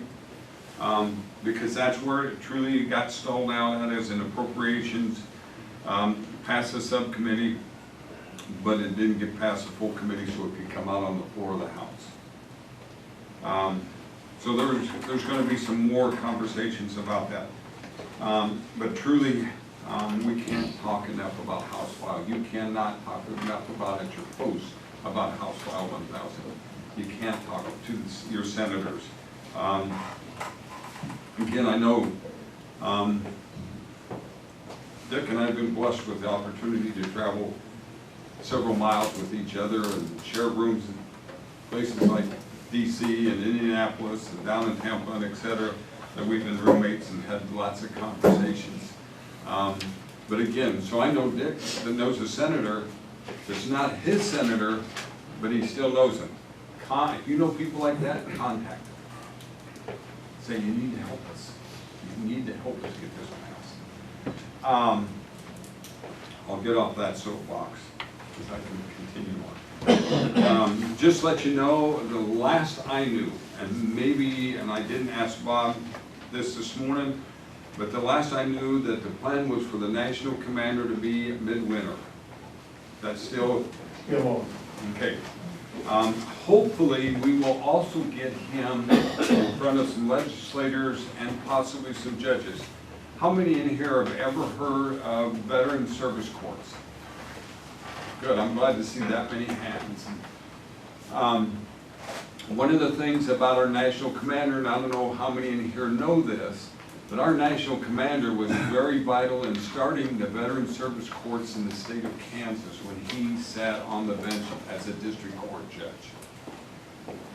Okay? Just as well as people that's in whatever profession you were or are, you know, people in the same profession listen to those people. I really hope we can get him in front of some judges or people in the judicial section. Again, district court judge, they're going to have lots of respect for him. He can share, because you can share stories of true facts about individuals that got involved and were successful after being involved in things like that. Because again, there's a financial cost to veterans courts. So anyway, we need to do there. The National Vice Commanders Tour, I know it's in the sheet that Ann talked about, is in March. Normally, we have him in November, but he was not available this year, so it'll be March 16th to the 20th and 26th. We've kind of got a tentative plan for that, but at the same time, nothing is set permanent. So we can adjust that, but we do have an idea. So if somebody really wants to see the National Vice Commander, let myself know, let Bob Colin know, so we can look at that a little bit. Fair booth, I know there were some people from 2nd District who worked the fair booth. Thank you. We truly believe that Fair Booth was a tremendous success this year. We really feel very good about it. But I will also tell you, when I was at National and happened to be sitting in the hospitality room for the Department of Iowa, I got put in the corner by some people from the auxiliary. One which included a past department president, and said, why is not the auxiliary? Why are we not the family? We need to expand it. So, what we are going to look at is making that booth double the size. For those that were there, it was 10 by 10. For those that that you weren't there or never been to the Ferry Industry Building during the fair, the booths are 10 by 10. A 10 by 10 booth is $2,300. Okay? So if we double that, to really start to make it family, we're looking at least $2,400. Okay? So are you suggesting that we increase the budget here? Well, no, not necessarily. Okay? And I mean, here's we can why. do it, Yeah. but Well, and that may be something you may want to look at, or at least as an option. Here's what we're looking at. And if you put a pencil to this, and this is rough, this is not by no means, you don't want to put it into your budget, what I'm going to give you for figures exactly, without sitting down and talking a little more, what I'm going to share here. If you take basically, and you look at the state, and we're going to look at the districts. Now, I understand the Suns does not have, are not part of the districts that we put, like the auxiliary is district, okay? But if you look at that, and if you take and add two booths together, and then I added in at least 8 tickets to every district that we would give you, plus 4 car passes, because we don't necessarily need the same amount of car passes as we do tickets. I think you guys, came in 2 vehicles this year? One. One? Okay. Well, 2, because Kenny drove. Okay, so 2 vehicles, so second district didn't need 4 car passes, they only needed 2. So we're just gonna say 4, just again, for figuring. If we split the costs, if we truly make this a family booth, and we split the costs between the Suns, the Riders, the Auxiliary, and the Legion, it would be about $225 each per district. Okay? If we only view it 3 ways, it gets to about $300 to do all that. And that also gives us, one of the things I didn't say, is it also adds in there about $2,000 to spend on giveaways. Because one of the, if you want to say it, a complaint, and I understand the concern, I don't disagree with it, but it was truly a financial decision this year, is like pencils or the pens to have American Legion name on it. It really makes sense, but it also probably quadruples the cost of a pencil. So this year, because we were limited on funds, we chose not to do that. But that would give us about also $2,000 to spend on giveaways. And still, if we did it if we were able to get everybody to agree and split it 4 ways per district, that area of the state of Iowa, it would cost each of us about $227 a year to do all of what I just talked about, okay? So we don't have some, it will go to about 300 if we go to only 3. If one organization says we can't. So anyway, so here's what I'll ask you to do. We did in 6 districts the last year. Put $500 in your budget. If we don't need it, you've got it there to do something else with. So you're talking about an actual line item, state fair. Yeah. That's what I would ask, Okay. if you can do that, okay? I don't know all the bylaws for second district, so anyhow. But truly, again, thank you for being there, thank you for leading that. We've got several new members, we got new members for the writers, we got new members at the auxiliary level, and we got new members, for the Sons, we got new members for the Legion. So we really reached out and got members for the family. Here's one story I'm gonna share. I was there one day with my grandson. I have a grandson that loves animals, and so he likes going to the fair just to go through the barn. So we spend most of our day there. Told him I have to go to the Varied Industry Building to check on the booth. Walked in, and for those that were there, for those that weren't there, next to our booth was Iowa Workforce Development. And as I was getting ready to leave, I was talking to somebody there, a lady that was working that booth. And she started asking questions, and I said, by the way, are you a veteran? Yes. Do you belong to the American Legion?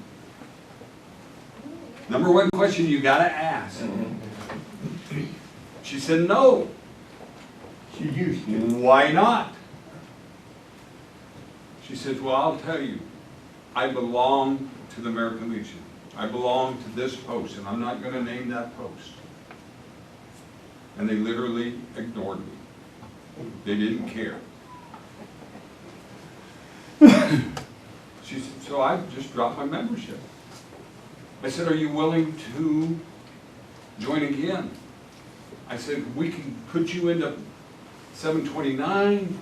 You can go visit some posts, find a post that you're comfortable with in the area, because she lived in an area that she could drive a half an hour and probably hit 3 or 4 different posts. Yes. I said to the people in the work in the booth that day, bring an iPad over here and get her signed up. And I left. Because of the responsibility in the fair booth, I worked the last shift on Sunday, the last day of the fair, so I could help start shutting things down. Guess who happened to be working in the Iowa Workforce Development booth that Sunday afternoon when I walked in? But the same lady. I said, did you get signed up? Nope. I said, how come you didn't sign up? They didn't come over and see me. Oh, my Lord. Okay, I gave them a new member. I said, give me one of those iPads right now. We stood there, she filled it out, she paid her dues, etc., right there.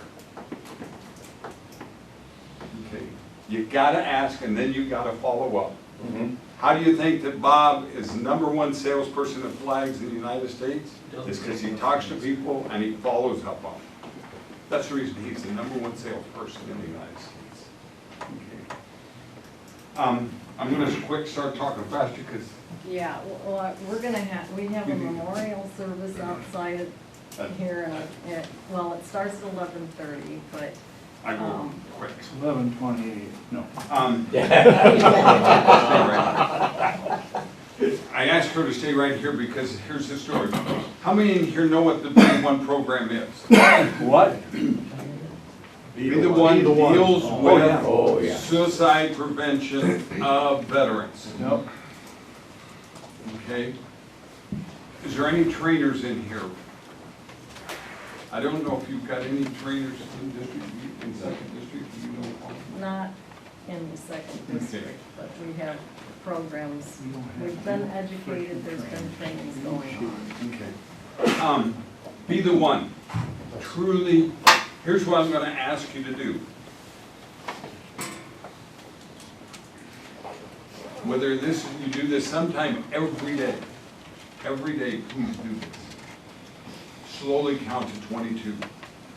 1, 2, 3, 4, 5, 6. Sometimes you got to That's how many veterans commit suicide every day. Now, here's the challenge to you. When you get done counting to 22, I want you to think about, how can I reduce that to 21?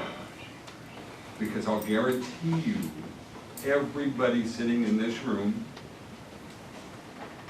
and everybody that's sitting in the gym or whatever, wherever the auxiliaries meet, whatever that room is, everybody in this building that belongs to the American Legion, every veteran can help an individual and save somebody's life. Now, here's why I asked Polly to stay up here. I'm gonna put that on my Just me. I was at First District Conference last Saturday morning. And we were talking about Be the One. I was talking to a couple of people about Be the One. And an individual that was there, I put my arm around him and I said, when somebody walks up to you and says, I want you to know that if you wouldn't have done what you did that day, I wouldn't be alive. It's a tremendous feeling. I will guarantee you that. Okay? I looked at that person in the eye, and this person had tears. The person says, I was that person. Wow. I was that person. Each one of you can save that person's life. Okay? Find out more about Be the One. You can do it. It doesn't happen. And I will tell you, it can be scary when you walk up to somebody and say, are you thinking about committing suicide? And if you don't like that word, and I've done this because I've taught high school students how to deal with teen suicide and how to approach a student, simply say, are you thinking about hurting yourself? Changes. Is it the same words? Same meaning? Yes. But they may answer you. Because you're not going to, one of the things is, you're not going to put that thought into their mind. Don't ever think that you'll put them in their mind if you ask them if they're thinking about hurting themselves or committing suicide. It won't happen. It's either there or it's not. That's the biggest thing. I'm going to quit talking. I talked longer than I can share some more things. But anyway, one last request for you guys. I will tell you that as I'm sitting here standing here as Vice Commander, if you know of a veteran-owned business in your area and you think they would be willing to partner with the department to do things such as, we've heard about Boy State, the cost of Boy State's going up, to help partnership there, help maybe t-shirts with Boy State, help whatever, let myself, let Bob Colin know as well, Charlie Bowser, we are working on starting to identify veteran-owned businesses across the state. So, anyway, thank you. Okay, well, thank you. Thank you.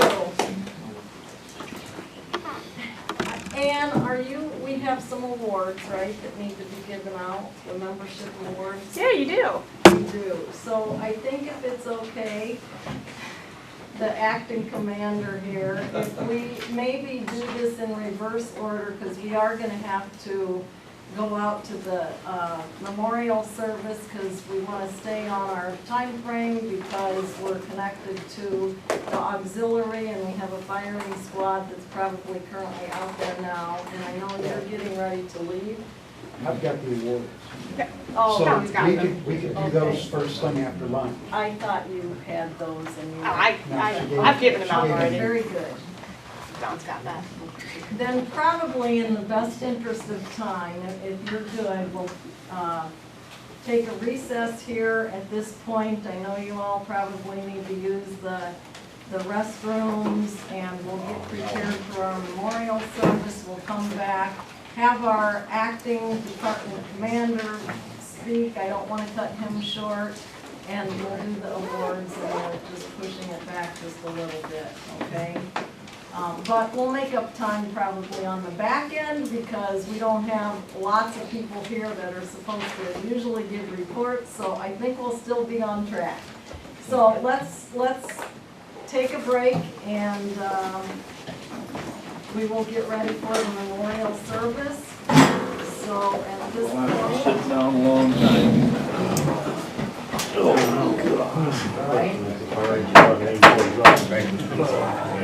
And salute. 2. District Fall Conference in recess. So we'll meet, the memorial service takes place at 11:30. So go get some fresh air. I think we need to wake you up anyway. Use the restroom. There's water in the hall here. We'll go out to the flagpole, have the memorial service. We'll come in and eat. And we have a few other speakers. So lots yet to come. Thank you. Senator Dick Brees.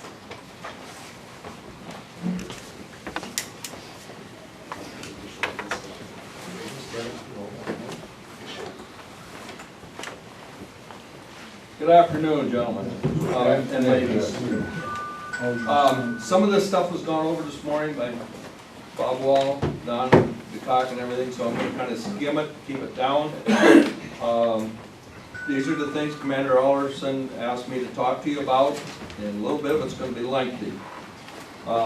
He wanted us to talk about the House file, HF 1000. I think we've got through that pretty good this morning. And it's up for the 25-26 General Assembly, and this bill would establish a grant, like Don said this morning, I think Bob said it too, would fund 50% of the cost of the VSO. And like they also said, it'd help other organizations and everything like that. So I'm going to skip over the rest of it because you pretty much heard all of that. On membership, the National is asking every post to maintain at least 96% retention. I know Bob said 9, but Darren told me to say 96, so that's what I'm doing. So the department membership goal is 32,300 for 26. As of September, Iowa was in 20th place. I didn't get the numbers for this last week because I wasn't around to get them, but that's what we had as of the week before.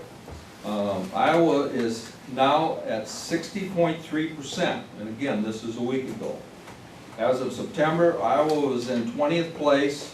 Iowa is now at 60.3, like I said. Our percentage should be a higher number this week. I didn't see this week's report, like I said, but remember, every Legionnaire is a recruiter, and if you have trouble talking to someone, you know, ask somebody else to help you with it and talk to them.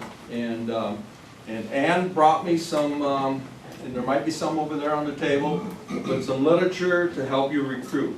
And I've got some over there that she gave me, so if there isn't any over there, come and see me afterwards and I can give you a few. There's pamphlets, like I said, and then Ann told me too as well that that she would, anybody call down and want some, she'd be glad to mail it to them. So we got that to go. Commander Darren also wanted you to be aware, Colorado, who is in line for the 26-27 National Commander, and it was wondering some of the charter posts and departments are wondering whether Jay Bowman should even be running because Colorado doesn't have a charter. And we don't know if it's going to they're going to get it back this coming year or not. But, so it's been some question. Not too much has been done, Bob. At the NEC this past week, there was a resolution passed to there's some requirements they have to meet and they're still on probation. But if they meet everything, the charter will be reinstated in December. Oh, okay. New info. See, that's why we got to be here. So, I also have a letter that that Commander Alderson sent me, and he said he'd like to have it read. And I'll conclude with that because it's a little lengthy. It said, and this was written by the Department of Arizona. Dear Sir, the Department of Arizona undersigned past department commanders do not believe that Matthew Schuman, and Matthew is running, he's in line to run, I forget what, for national commander. 27, 28. 27, 28. Okay. Anyway, it said, considered for the high office of national commander. Recently, a resolution to endorse Mr. Schuman was submitted by the Department of Arizona for consideration. The only relevant experience that Matthew Schuman has in 2 years of employment with the American Legion in Washington, D.C. as a legislative director. Matthew Schuman has never supported a single program of the American Legion in the Department of Arizona. He has never held an elected office at his post or at the district department level. Mr. Schuman has been a member of the American Legion Post 44 for approximately 7 years. However, Mr. Schuman has never served on any post, district, or department level committee. A resolution to endorse Matthew Schuman was submitted by Sipe Peterson, American Legion Post 44, to the Department Constitution, Bylaws, and Resolutions Committee for review. The resolution moved forward to the Department Executive Committee for action in April of 2021, the meeting of the DEC. By over 2/3 of the majority, the Department Executive Committee rejected the resolution to endorse Mr. Schuman. At a request of Dick Perry, past National NEC, past Department Commander, Matthew Schuman's resume was sent to the Credentials Committee, a subcommittee of the Department Committee on Committees, for review and was scored using an evaluation matrix of his American Legion leadership experiences. Matthew Schuman's resume and overall experience were deemed insufficient to secure an endorsement by the Credentials Committee, and the Committee on Committees declined to issue an approval. All the above occurred in April, May of 21. The Department of Arizona NEC, Judy, I hope I don't kill this, Veschel, and then leading candidate for Department Commander Ben Hedden, now Commander, actively campaigned for Matthew Schuman from late April through much of June 21. They were spreading a false narrative that Matthew Schuman already had the endorsement of the national organization. On Saturday, June 26th, during the American Legion Department of Arizona convention, while in general session, presentation of awards and all committee reports were presented, including the resolution to endorse Mr. Schuman. Subsequently, a motion was made for the floor calling for a vote on Mr. Schuman's endorsement. Although the vote was unprecedented, the resolution to approve Matthew Schuman passed while disenfranchising Legionnaires who were in breakouts training sessions and were not present to exercise their votes. We, the undersigned, do not believe that Matthew Schuman can adequately represent the Department of Arizona. Matthew Schuman does not reside in Arizona. He lives with his spouse in Virginia. And when asked if he would relocate to Arizona, if endorsed by the Department of Arizona, he responded empathetically with no.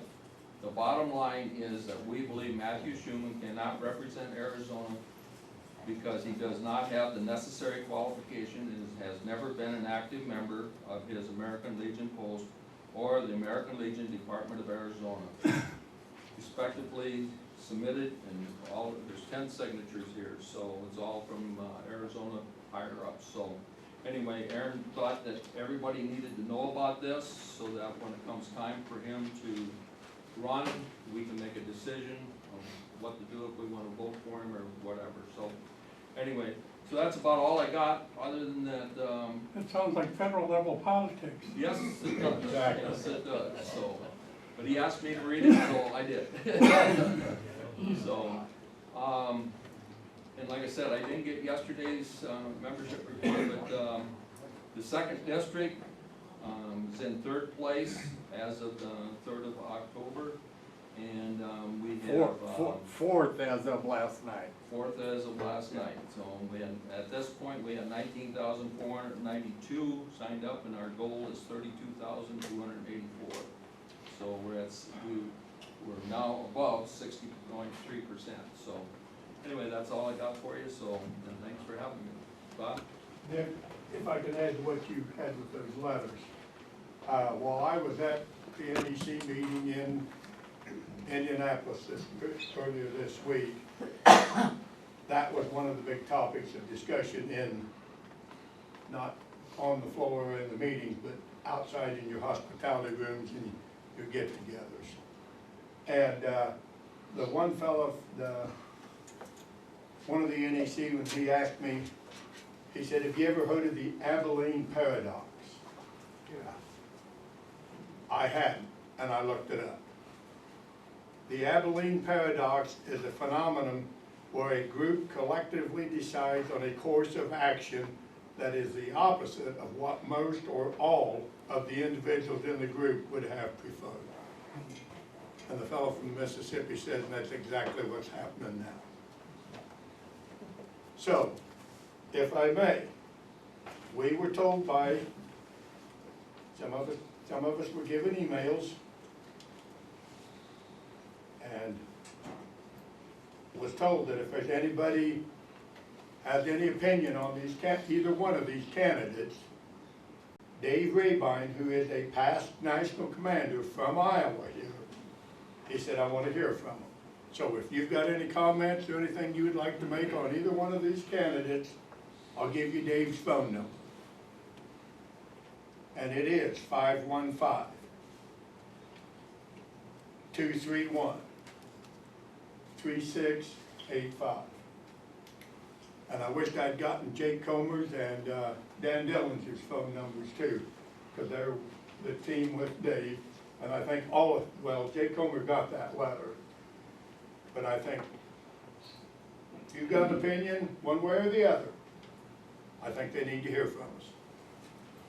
Bob, and I heard about it in Tampa. My thoughts are, if anybody that didn't either make Tampa or didn't even know what we're talking about. So I think maybe a little context. As I understand it, correct me if I misspeak, the individual in question is a staff member at national headquarters. Not any longer. He was for 2 years. Yeah, and he showed up on the list to be nominated or elected national commander at Kansas City. And people started looking at his resume and the flags were flying up going, what the heck is going on? So that led to where we are now. Basic qualification, minimal Legion time and 0 Legion experience as far as leadership, even at a post level. So it brings into question who is, we're in mixed company and some of us don't want to talk about, I'm sorry, Dick. What the heck's going on and why, so that's what led to this, as I understand it. So it's purely a qualifications and somebody's kissing somebody else's butt. So who's running against him? We don't know. There's nobody right now, because, I'm probably gonna get myself in trouble, but I'm here to represent the state of Iowa, and that's what I'm gonna do. Okay. May I ask a question? Whether, I'm sorry. if anybody's not aware, we have, which they finally have admitted and call it the team. And there's 3 major ones in the teams, and I just give you those 3. Dave Rabine, Dan Dillinger, and Jake Comer. There's about another 14 or 15 that's on the advisory committee. Okay, those are the people that choose who's in line for national commander. And as I've heard some of them say, the old pay-to-play program, I think that adheres a little bit. But we're always told that the Blue Caps is the grassroots of this organization, and they are. But most of the time, the Blue Caps don't know what's going on at national level. That's what I'm here for, and I've already had the iron put to me a few times on my comments that I need to stay faithful to the team. I am faithful to the state of Iowa. They're the ones that elected me, and that's who I represent. And if I don't come back with the information for you to know what's going on, you don't know. So I'm told to be careful what I say. Well, they don't know Bob Wall very well. Because I'm going to put it out there just like it is. So. Bob, how do you get on the list? That's through the team. Pay to play. But he has no experience. That don't, well, you're getting, yeah, I can't say, yeah. If you, I can talk to you later. Bob is Well, an that's honor. not fair. Bob is an honor graduate of the Bill Goodman School of Tax and Diplomacy. Well, if anybody would like to know what Winston Churchill gave as his definition of diplomacy, that is the act of being to tell someone to go straight to hell in such a way they'll ask for directions. And Mike's over at Post 711. Does not the Constitution have a list of guidelines who is eligible to run for national office? I can answer Talk to that. Don. I- No, no, I don't Does think it? so. Wow. Wow. Anybody can run. Yeah. That's true. Anybody can run for that office. But they need some kind of qualifications. Well, but they need some qualifications and they need some support from a lot of departments. But they also, right, don't they need,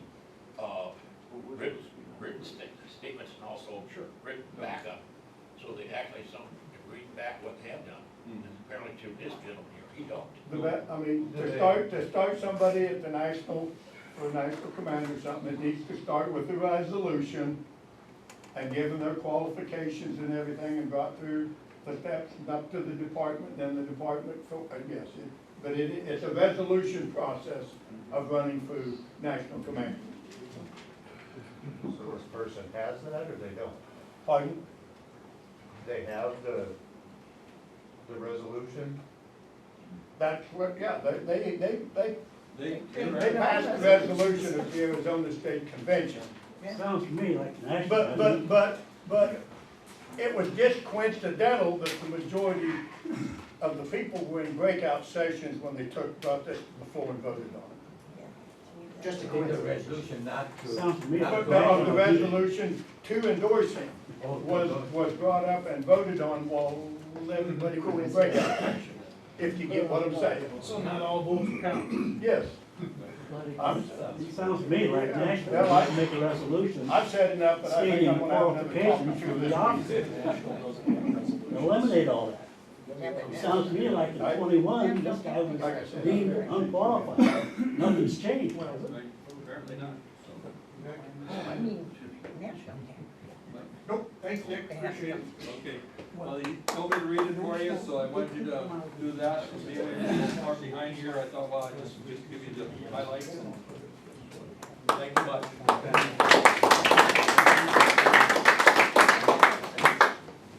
Okay, thank you, Vice Commander Nick Reese.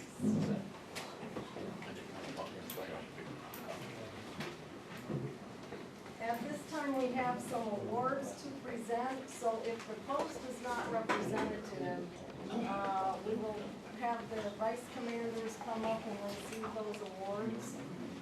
And our first award is the Post Membership Retention Award. It's for posts that meet the minimum number of members to maintain a charter within their respective department.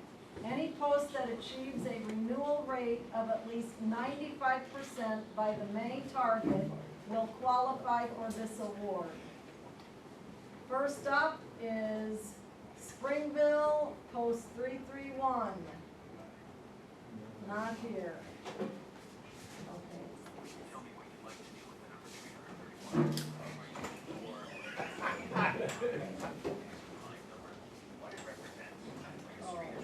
Oh. We missed the picture, right? You want the picture? Get back up. Get up there. Okay. Which side? Hold the word out, hold the word out. Okay, next we have post 381, Menzo Whittle. No one here from Lost Nation. That would be Ken. No, No? Mike. No, me. Yeah, it's Sorry. in Clinton County. Mensa Wild 381 Lost Nation. It's Lost Nation, yes. Yeah, that's Mike. Yep.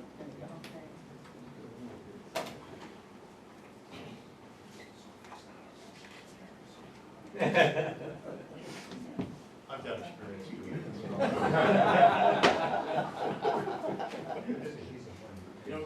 Post 528, Cascade.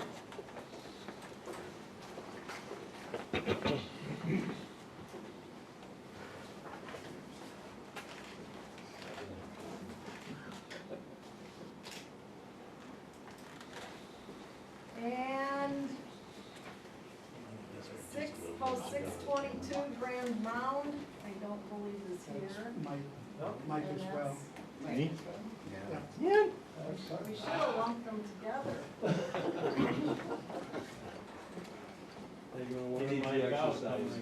Yeah, he's getting his steps, he's getting those steps in.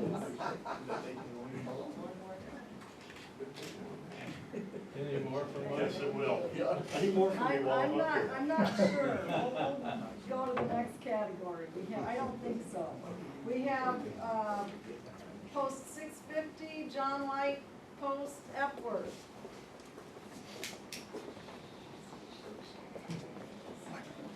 I'm going to church. You have to put on your blue cap for this one. Thank you, thank you. And the last one is post 677, Spencer Cook, out of Miles.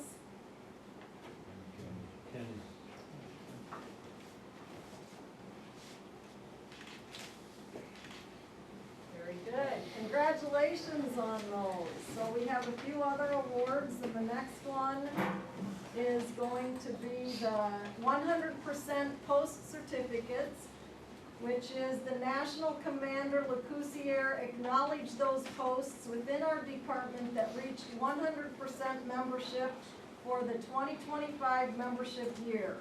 Each 100% post commander receives a personalized letter, an autographed picture, and a certificate.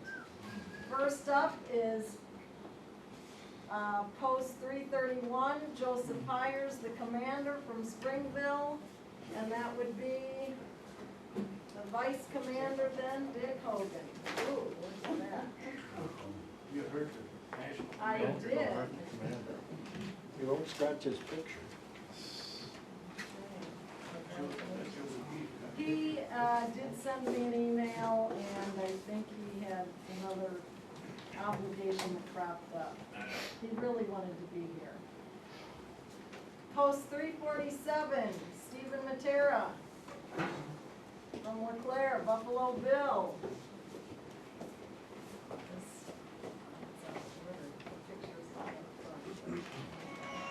Oh my God, you're much better looking than he is.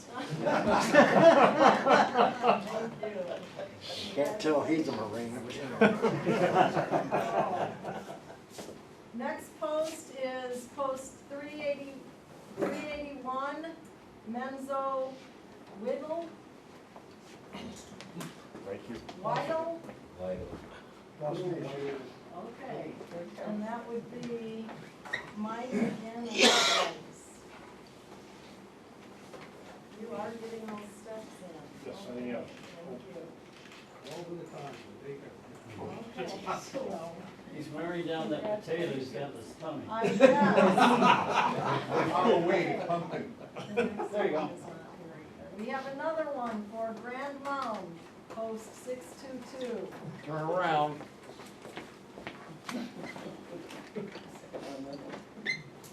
Just stack them up. Yeah. Yeah, you should.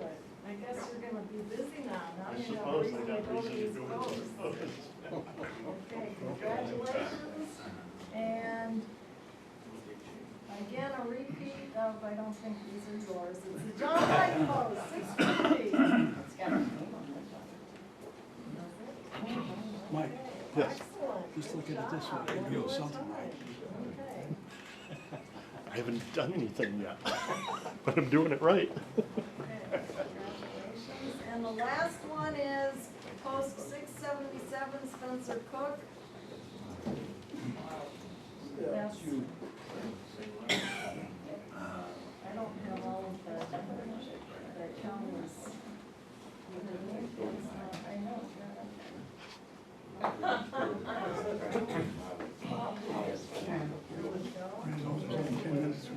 Ah, very good. Perfect, thank you. Shared Church.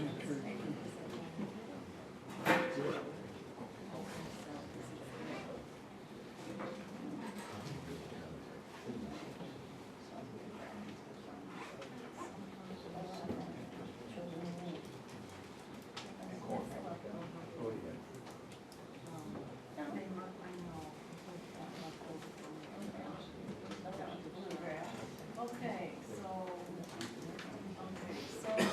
we have a Children and Youth Award presented to Bluegrass, post 711. And this was as an overall runner-up for the Children and Youth Post of 2025. I think that's left over from convention, actually, I don't know why. Congratulations. Okay, very good.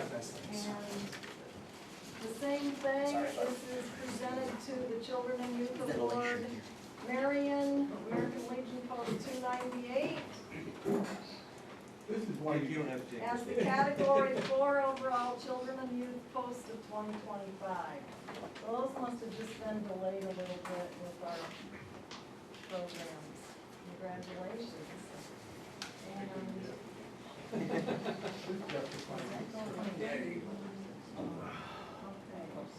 So these are the family, 100% American Legion Family Ribbon.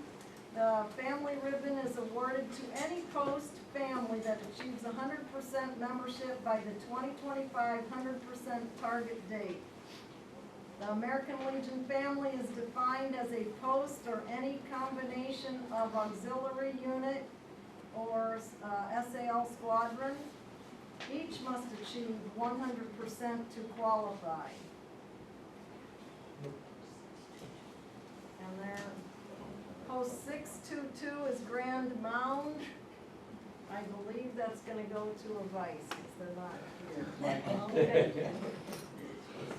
And the next one is, okay, this one is here, so we'll get Mike's done here. Okay, congratulations. Okay, that suitcase got heavier for him to take home. And our last one, our last award, it goes to 650 Epworth, one more time for the Family Ribbon District 2. Congratulations. Thank you. Okay, you're welcome. And since that is the last award, I want him to just stay right here. So we do have another special award just for him. And I'm going to reach in my pocket because he did such a wonderful job as the as the district commander for District 2 for the past 2 years. So with that, I'd like to present you the past commander's coin. Well, thank very you. much. Appreciate that. So we truly appreciate all of his mentoring engagement.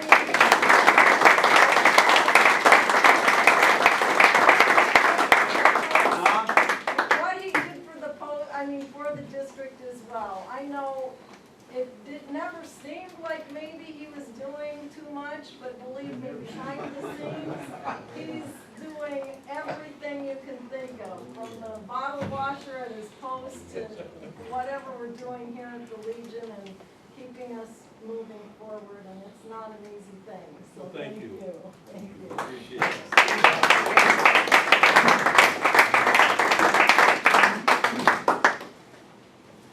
Okay, now it's time to hear from our committee chairmen.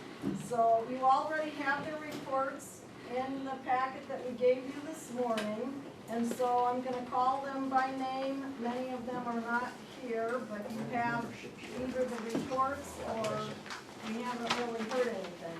So first up is Mike Oberbrockling, who was here this morning. He had to leave. So his report, I know, is in the packet. That's kicking off, so you have until like January to get your, January 5th, I believe it is, to get your applications, pick one from your post to get sent to the district. So I believe that district deadline is January 5th. Okay, next up we have the American Legion Riders, Jason Achenbach.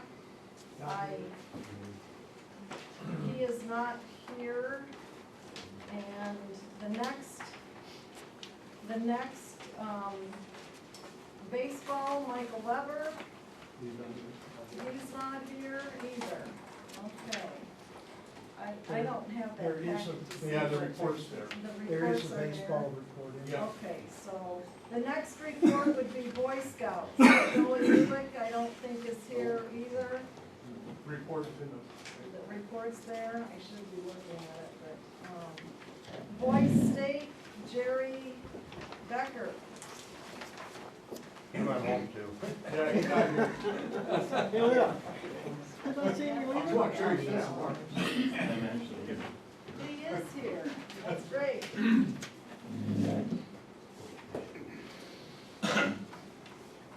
We need your help. Boys State is very important for this district and for our youth. Last year, we started out with 224 boys. We only ended up with 198. We actually lost $21,000. So you can see why we need more boys. The board done a lot of discussion and finally decided to raise the price to $600. Basically, to keep the program viable, we had to raise the price. We need your help. We're anticipating we want to send info to all the schools this year. And we want one representative from each post. You'll get a name to me so we can get it to the department. So we can send information to every post in our district. We feel that a lot of posts didn't have the information on Boys State. We need to get that information out. So at least get a person in your post as a contact for Boys State. And please get his name to me. My report is in there, my information where you can send it to me so I can get it to the department. One thing, you know, a lot of folks say they don't have a lot of money. But go out to your community, banks, local organizations. There's a lot of them out there that are willing to sponsor a boy for you or a girl. All you gotta do is contact. In Darzo last year, we had 2 organizations that actually paid for a boy and a girl to go to Boys and Girls State. So if you need the funds, go out to your community. If you need the help, let me know, or the state. We're there to help you. But we need your help to keep the program going. That's all I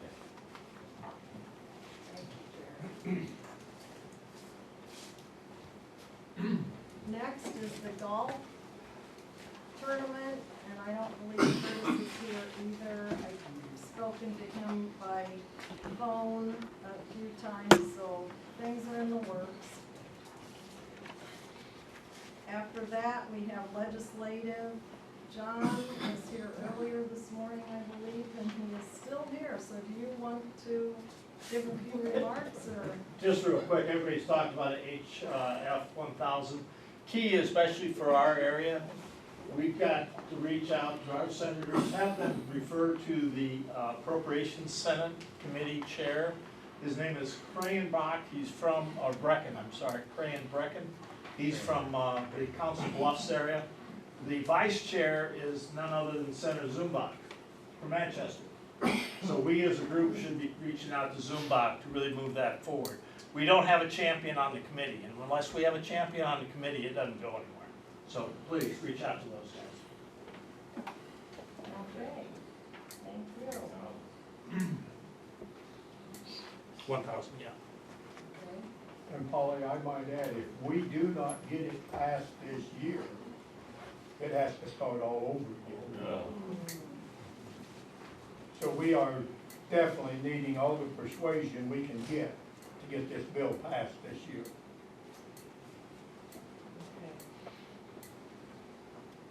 Okay, thank you. And we have media and communications, Bill Goodman. I don't really have anything else to add other than what is in my report. But I do want to emphasize that I'm working with Jerry, who is our district website webmaster, to get our website updated. And he's taken a lot of pictures today. They will be appearing on the website, but is what we would like is to have pictures with a little caption telling who, what, when, and where from activities that your post is conducting. It doesn't have to be anything special. You could be doing something for the community or within the post. But whatever, capture a picture of it, send it to Jerry. Jerry's email address is both on the Boys State Committee report and the Media and Communications report. So ask for your support. Thank you. Thank you. What's Jerry's address, sir?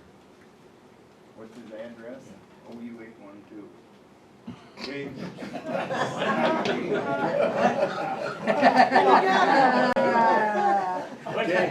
J. J.K. Becker at usq.net. J.K. Becker at usq.net. Well, YOUSQ. Yes, YOUSQ. Not just OU. Yeah, you. Yeah, let the word Yeah, you. sorry. Okay, and then SQ, okay. Yes. Otherwise refer to your report, right? Okay,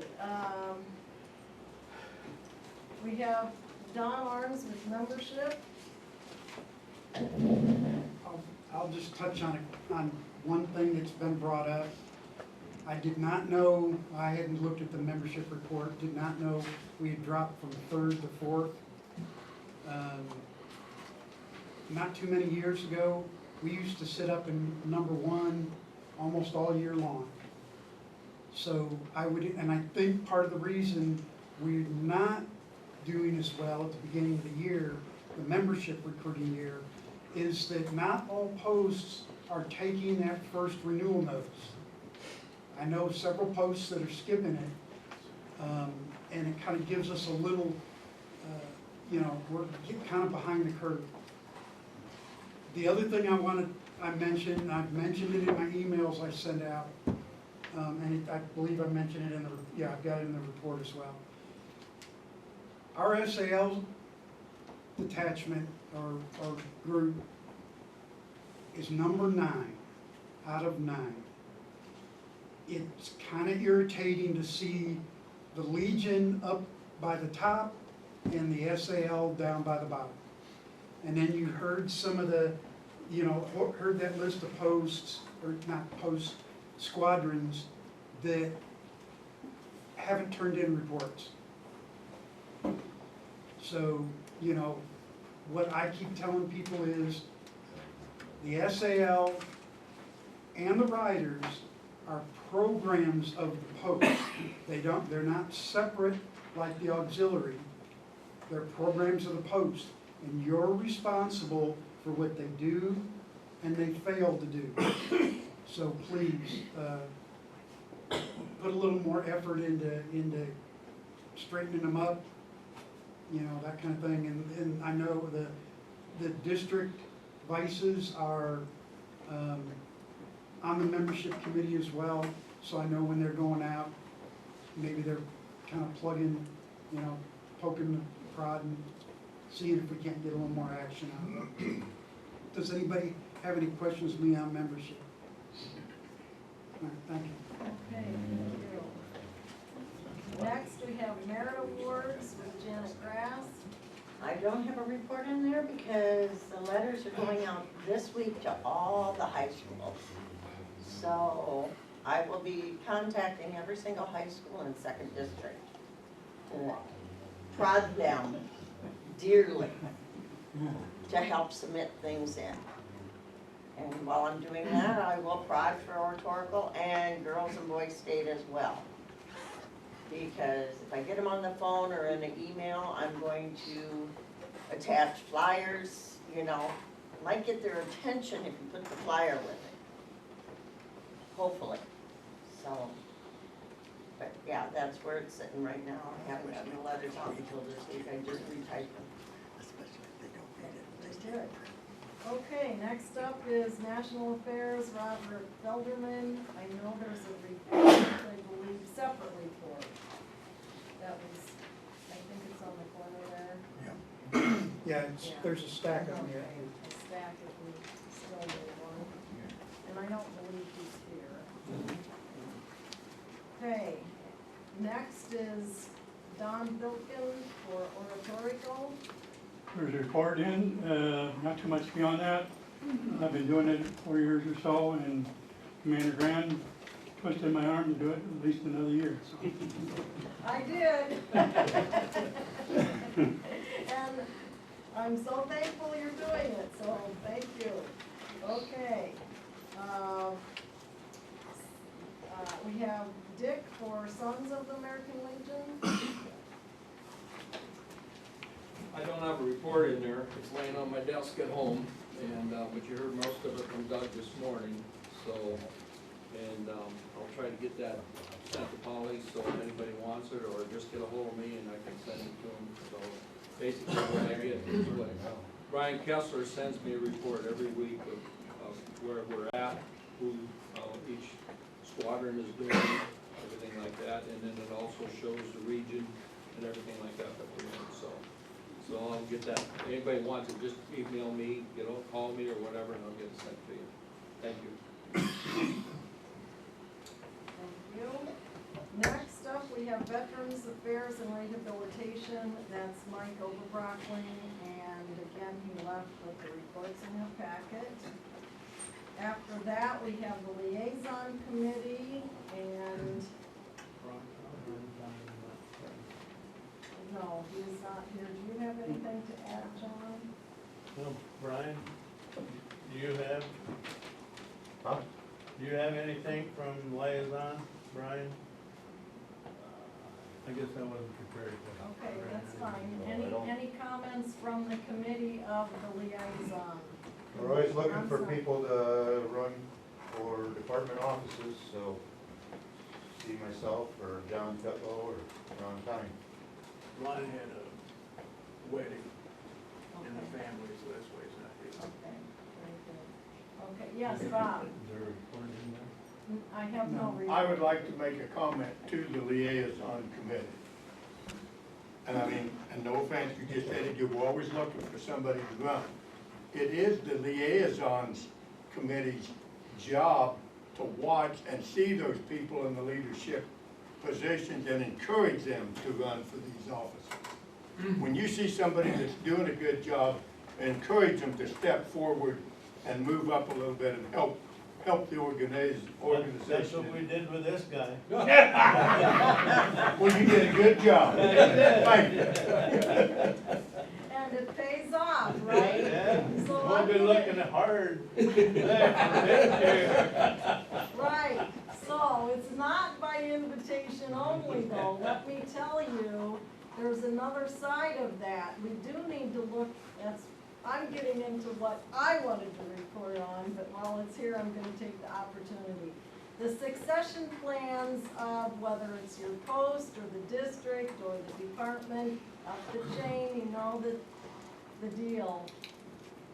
We really do need to look at look at the potential that's out there, but the flip side of that, if you have a person that is showing interest and hungry when they come in as a new Legionnaire, there's lots of opportunities out there and you can help mentor them to move them along, and that's how we will grow and get our strength back in our roles that we need to fulfill. So thank you for mentioning that. With that, you could ask Ian if he didn't get some mentoring at state convention this year. National. But national, yes. Yes, it was national, that's state. Right, so there's plenty of opportunity for everyone in this room. If you're interested, let the liaison committee know, myself, anyone, and it's a fun ride wherever you're at. So pick your passion, right? Pick your passion, pick your lane. Okay, that's the liaison committee. We have a couple of more here. We have the American Legion of Iowa Foundation with Leonard Ernst. I have not seen him today either, and I have no report. And last is the Department Strategic Planning Committee that Dick Hogan, if you have any comments you might want to address. Yes, ma'am. One reason there's no report, the last year and a half, strategic planning has had one meeting. Despite repeated requests to have more. I'm speaking truth here. We did have a meeting a couple months ago. And I recall from memory, they talked about rewriting some of the department procedures and so forth. But I don't think there was any assignments handed out. Another thing was, they talked about better describing department jobs, what they should be doing, and strengthening department liaison as well. One thing I know in the department, the vice commanders, there's 5 of them, really is only one paragraph in their duties, to pinch it basically for the commander. They don't have a budget, they don't get paid for mileage unless they're asked to do something. So I think they were going to tackle that too, but I don't think it's been done yet. That's kind of all that's been done. Hopefully, done. Questions? All right. Thank you.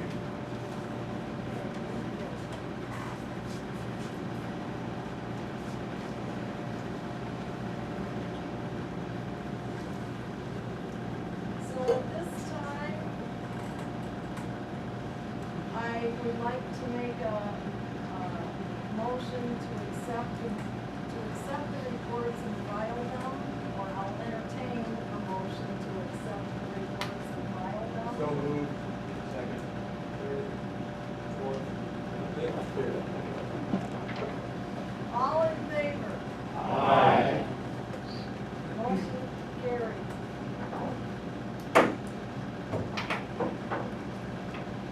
At this time, we will have the reading of any correspondence received since the spring conference. We only received one thing, and it was a thank you card from Emma Lynn Gowenhorst. Dear the American Legion, 2nd District, Department of Iowa. My name is Emma Lynn Gowenhorst, and I am currently a senior at Davenport West High School. I am writing to express my sincere gratitude for being selected as the recipient of the 2025 Merit Award. I'm truly honored to have been chosen for this award, and I am very thankful for your support. This scholarship means so much to me as it will play a crucial role in helping me achieve my goal of graduating from college without taking out student loans. I am very excited to pursue a degree in accounting at Iowa State University.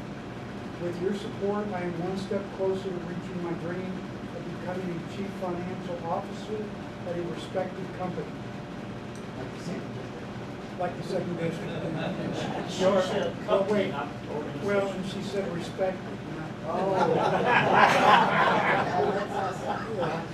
Your generosity has inspired me to continue striving for excellence, and I hope to give back to others in the future as you have done for me. I am deeply appreciative of your investment in my education, and I assure you that I will work hard to make the most of this opportunity. Thank you once again for your generosity and support. I appreciate it. Sincerely, Emily Davenport. Okay. Now it's time to move on to some new business, and the first topic of business is the 2026-2027 district budget. So we have the Finance Committee Chair, Dick Reese, who's going to present that proposed budget. It is on the screen. Okay, can everybody see that? Then your way? Yeah. Good. There's an empty chair up here. Yeah. Commander is gonna be $2,500, Vice Commander $1,800, $600 each.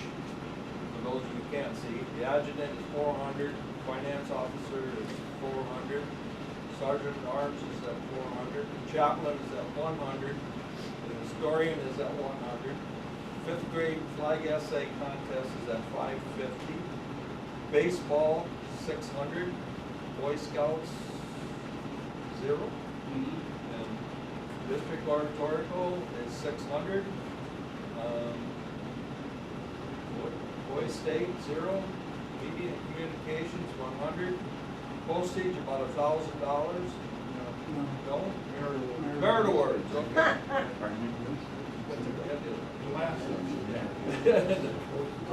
Miscellaneous is $200. District conferences, spring and fall, is $1,300, $650 each. Hospitality room, winter convention is $1,650, $825 each. And area 2 oratorical contest is $0 for this year because District 4 is supposed to carry that this year. Honorary membership dues is $55, surety bond is $150, miscellaneous mileage is at $200. A total of $12,105. Projected income is $5,160. Now this morning at our DEC, we discussed starting some legal guidance. We can, for this fair deal, we can take and put the money into miscellaneous. And that way we don't have to add another line, but if we decide to add another line, we need to have you guys all okay to do that. And what was, $500 is what was suggested. So I move at this time that we amend our miscellaneous line item, that is number 16, to reflect an increase of $500. So that will be $700 with that $500 earmarked for State Fair. We're going to continue to do. That's a motion. Is there any questions on it? Well, was there a second? Okay. Now discussion. Any discussion? Is that gonna be noted someplace that that 500 is gonna be earmarked strictly for the state fair, or? It can be. Yes. Yeah, does it need to be earmarked for that, or is it just gonna be a gentleman's agreement with a smile? A special, I would suggest, in the past, a special. Hold on, one at a time. Since we have to vote on it, why add the money into miscellaneous and make a big slush fund? Why not actually add the line item for the state fair? It was discussed, and our senior leadership felt it would be best to just put it in miscellaneous, so that's what I was.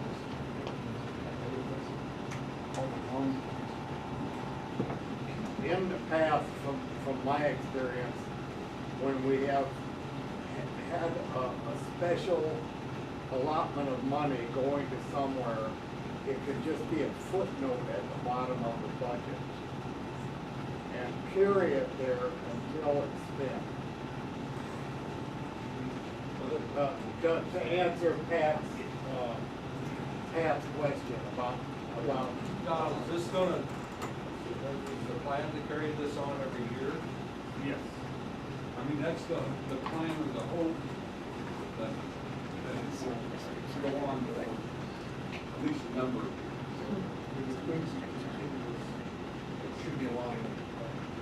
Okay. One last question. What was the post that you told me that had already agreed to contribute 500 to that? Which was that? 6th district. So, the 6th district, gotcha.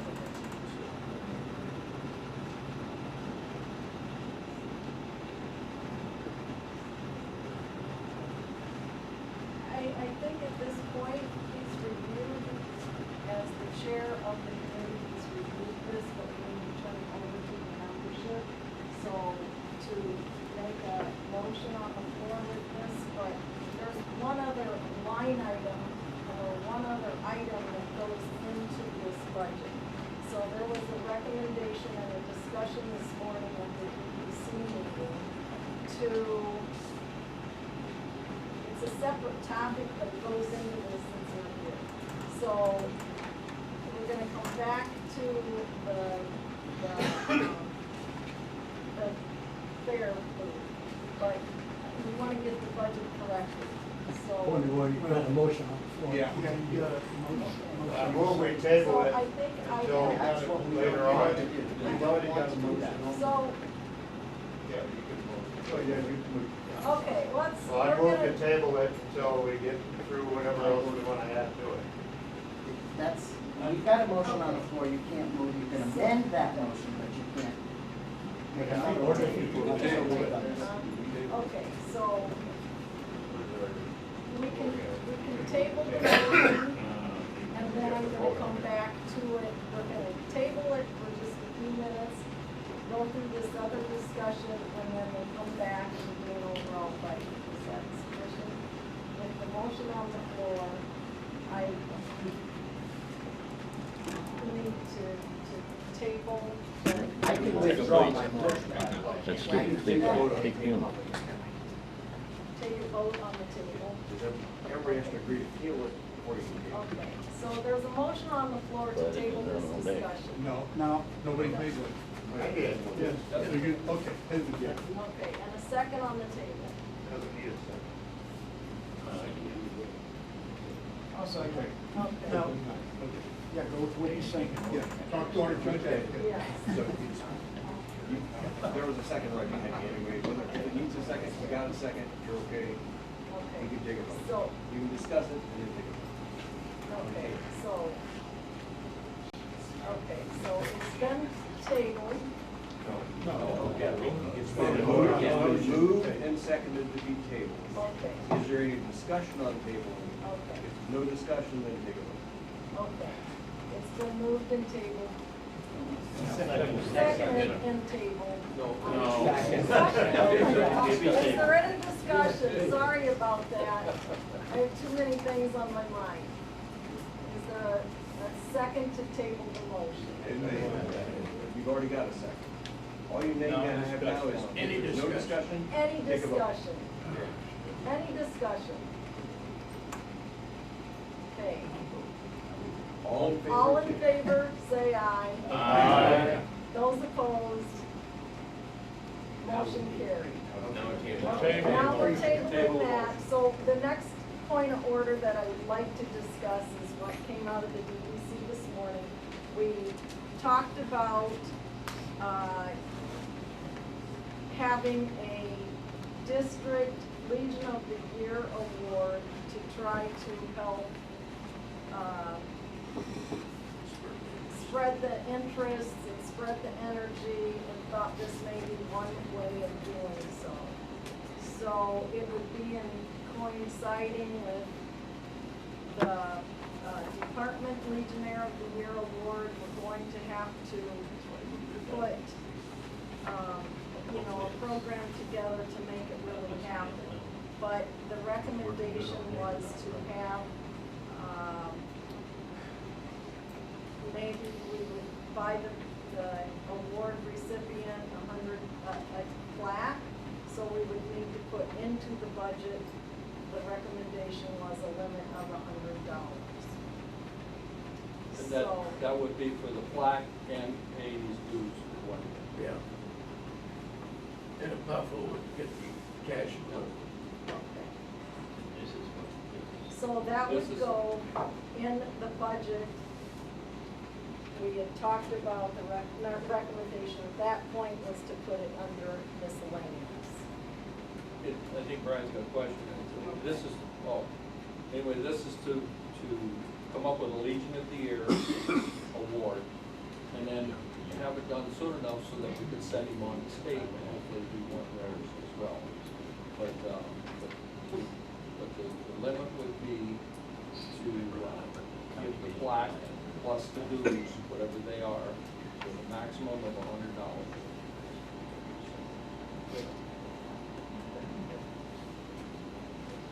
So are you asking for a motion? So I'm asking for a motion. Okay, I move that. Okay. Second. Okay, Now discussion. so discussion, Okay, we've already got $200 in the miscellaneous. We did not spend money on miscellaneous last year other than for the fair. So there's already money in that budget that had not been used for any other purpose. That's already there, we put a limit of $100 on it, okay? So it still leaves you with 100. And if we were to add the other 5, which was recommended, now you've got 700, and then you've got those 2 earmarked for that. Otherwise, they're separate line items, so. Anybody else got something to offer? I mean, I just laid out the facts. I didn't even give you my opinion. It's there. $200 is there. It wasn't spent last year except for the fair, and we've got that. There was a motion table for that purpose. So anybody else got any thoughts as to how we want to proceed? Because the money's there. We just have to, I mean, the money is already in the budget. It's just how do you want to allocate it? When I say that, you saw that we were, well, from what we budgeted, $12,455 for 24-25, we spent less than half of it. But you can't carry budgets. I'm quite well aware of that, but I'm saying that with respect to that, we already know that we're not likely to spend what's in the budget anyway. So now you're simply saying we're gonna allocate, you're specifically allocating money to that. Yes, the dollar amount does reflect here, but I can virtually guarantee you, it's not gonna spend, it just doesn't. I guess I don't understand what's going on here. They're not allocating any money. They're just adding what they want to spend that money for. I use the term earmark. I don't think earmark. We got a budget of $200, so, you know, that committee is obligated to follow that budget. If they spend over it, then they have to come back and add monies to it. Well, as far as I know, there is no miscellaneous committee. So it's just. Be your finance officer. That'd be me. Come on. Nobody trusts me. So with that being said, I guess we probably need, I'd entertain a motion, first of all, to move ahead with the additional up to 100 budgets on putting together a program for Legionnaire of the Year. So, and I think you have a motion, a second for that. We were just discussing it, right? There's more discussion. okay. On the discussion, to my mind, if this has got the potential to be a perpetual cost, it needs a line item. If it's going to be a one-off, then I can see miscellaneous. But if we're looking at every year for the fair, or every year for whatever, then to me, it needs to be a line item, contractual. Yeah. On the Legionnaire of the Year, given the quantity of money we're talking, being relatively small, given that it's a brand new program, kind of doing a test and learn on it would not be unheard of. So it may be appropriate to have that Legionnaire of the Year piece of it taken on miscellaneous this year, and if we do it, it looks like something we want to continue, then you add a line item next year. Would be, I think, the appropriate idea. So what do you all think of that? Put it as a line item, so we can. I think that's the way it should be. So where are we at right now? With So- what the motion, what Right. has been motioned? The motion on the floor is to add up to $100 to each of the year award. I guess it's at the point of, it was in the miscellaneous. So the discussion goes back to now if it's ongoing, put it in as a line item, and then we have that second piece that was tabled to make that a line item with the ongoing group. So, I would offer a friendly amendment okay, to take it out of the miscellaneous expense on year one, and then in the next, in the net budget on for 27-28, it becomes a specified line. You made the motion, you have the ability to accept a friendly amendment or not. Yeah.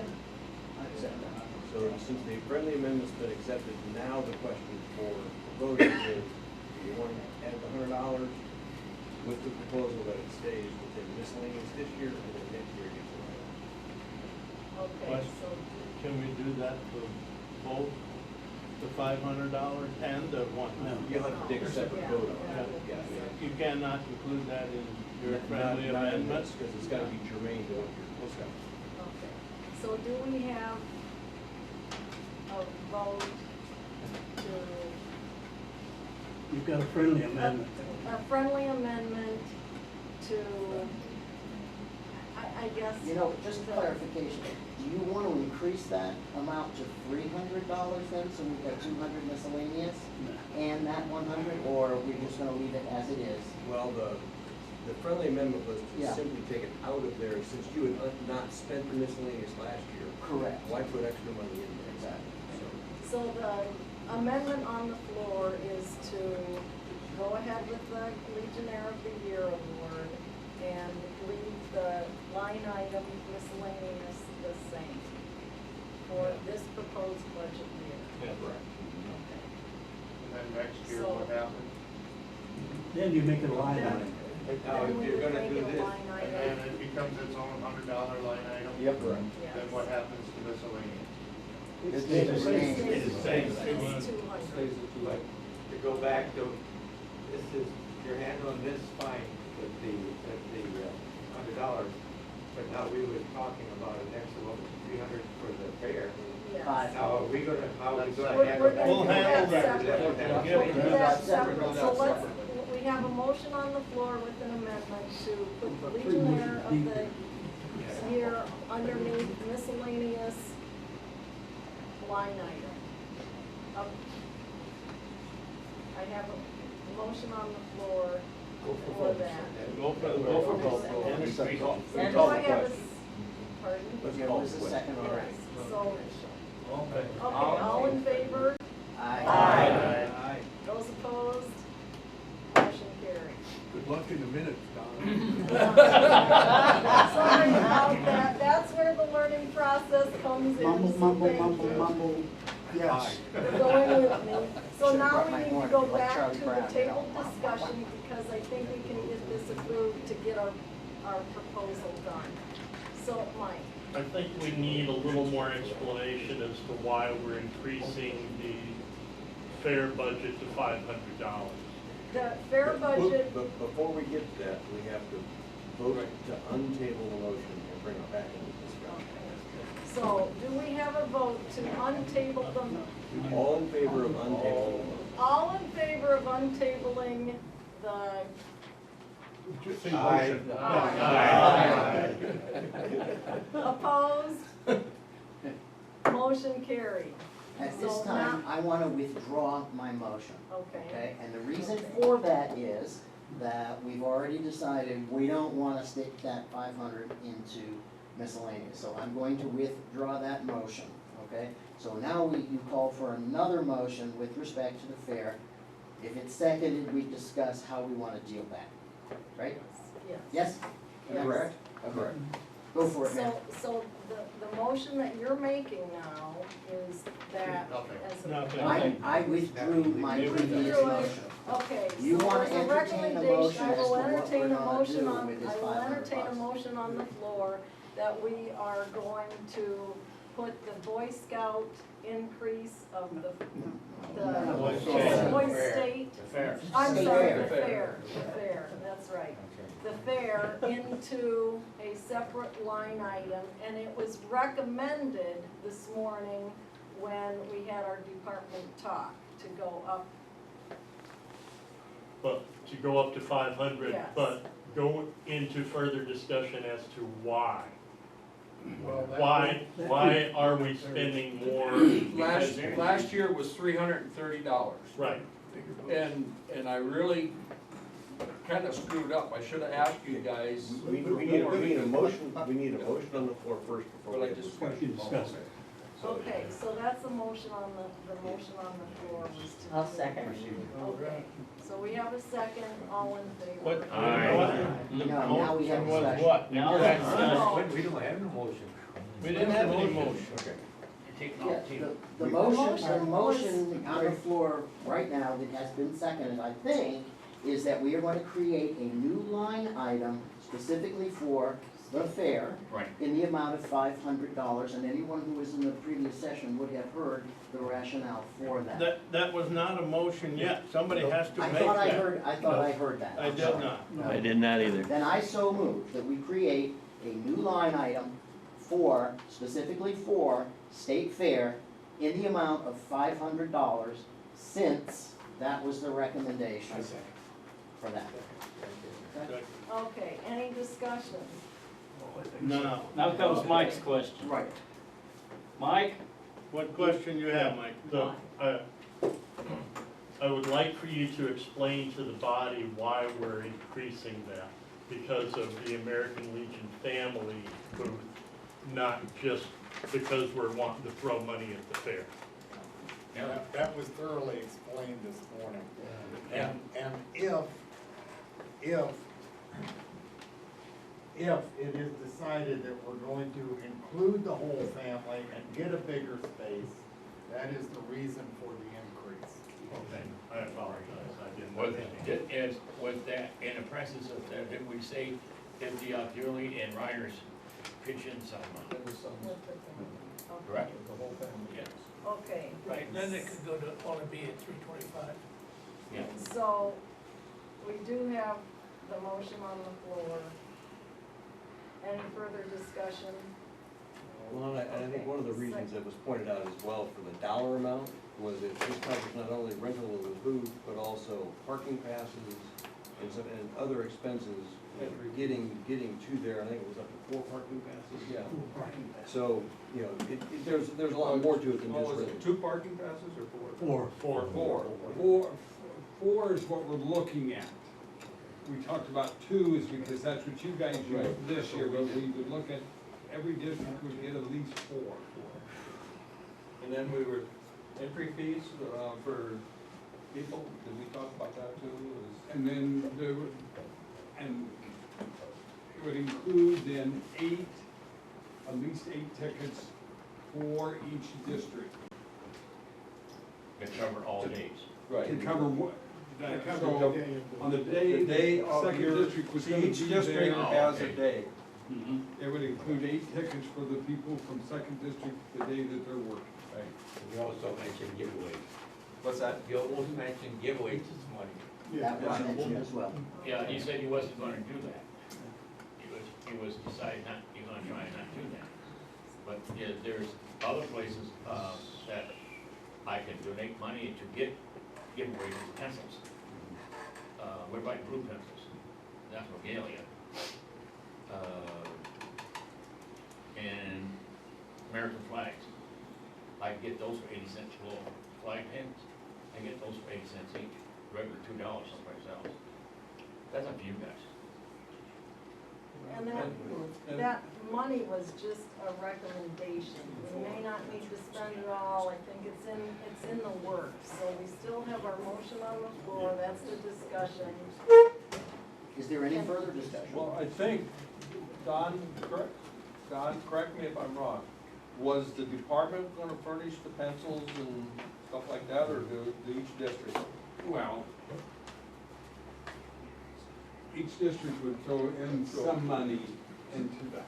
And that would be included in this 500? Correct. Correct. So we don't have to come up with extra giveaways? Yeah. And so the $500, we may actually only say to you, to the Legion, the second district, we only need $400. So that, we're not gonna say, you told us, and take your $500, it's what we figure is per district eventually, depending on the giveaways, the parking passes, because we don't know, they may raise parking passes, they may raise, so you kinda gotta build in a little bit of cushion, and so, you know, as they come back and say in the spring, hey guys, they raised parking passes $2, we need some more money, another $100. No, we don't wanna do that. See, and that's what I should have done last year at the spring conference, there was ask for some extra money to help get the people in and parking houses. And I never thought about it until after I found out that Don's district right away put in $600. And then I got thinking about the passes and everything like that, but it was too late then, so everybody had to pay their own. So essentially, this motion for the $500 is everything that you guys were just discussing, the giveaways, the parking, the entry fee, that's everything we were gonna put in the budget for this year for the State Fair project. Correct. So. Any further discussion? Yes. Okay. Is the bar open?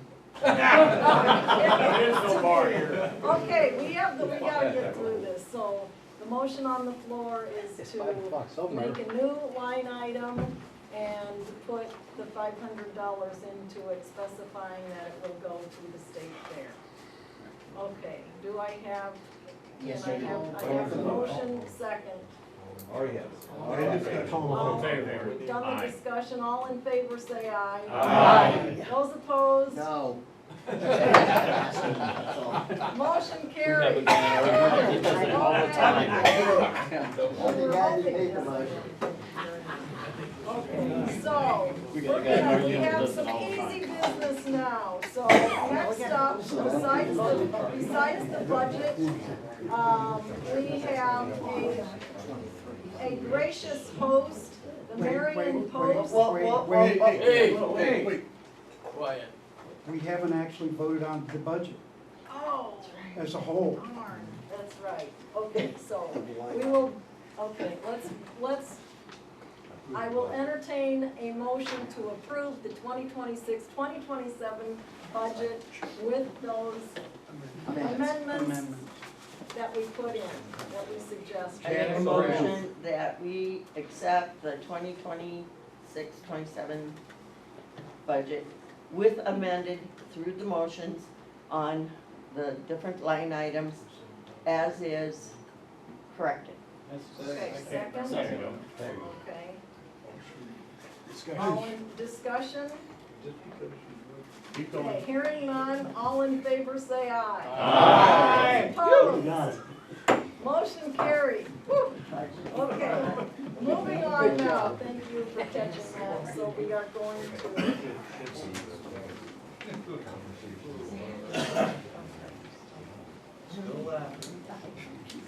Okay, so moving through our business stuff, we do have, Marion Post has graciously decided to host the spring conference.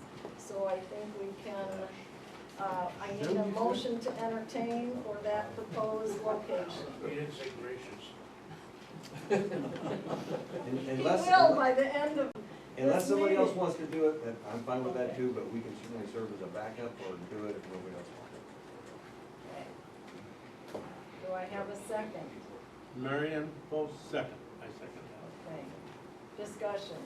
Well, I don't know, Bellevue, might be good to be back on the river. that. Well, again. Leonard is out of action, I can't do it alone, sorry. The motion on the floor Has been has seconded. been set, so all in favor? Aye. Those opposed? Come on. Say your name. Motion carried. I just wanted to answer that. Date? We'll let you know. We'll let you know, to be determined. It's usually the second weekend in April, but we will see. When's Easter? I think haven't it's looked the at the 5th. calendar. But at this point now, I would like to break. We have our Department Vice Commander, Don DeCock, that is in the back of the room trying to change his cap and put on a blue cap so he can come and share what he's looking at in his future by stepping up to the plate. Start the clock. Start the clock. It's now 2:35. Is that a Louisiana cap? Yeah. And I'm gonna talk fast for two reasons. One is, everybody's been sitting long enough. Yes. Number thank one. you. Two is, I also have a date with my wife and my sister and brother-in-law in Iowa City at the Mammoth, so I'm just as much of a hurry as you guys are. But I wanna, just to let you know, have put my name in and, for running for department commander 26-27, so I'll be voted on, so it really is asking you guys as the second district to support me with that. A couple little things about myself, just so you know who I am a little bit. Obviously, I can talk. You've heard that this morning. But I am a veteran of the United States Navy, and what's interesting, we're getting ready to celebrate the Navy's birthday on Monday. Yesterday was my 54th anniversary of joining the United States Navy. So, anyway. Anchors away.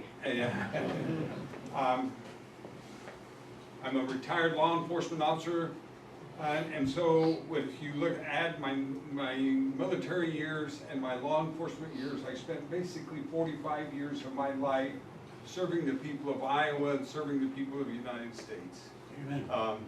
And truly, even as a law enforcement officer at the county level, you truly do serve people of the United States. It's not those people that live within the border.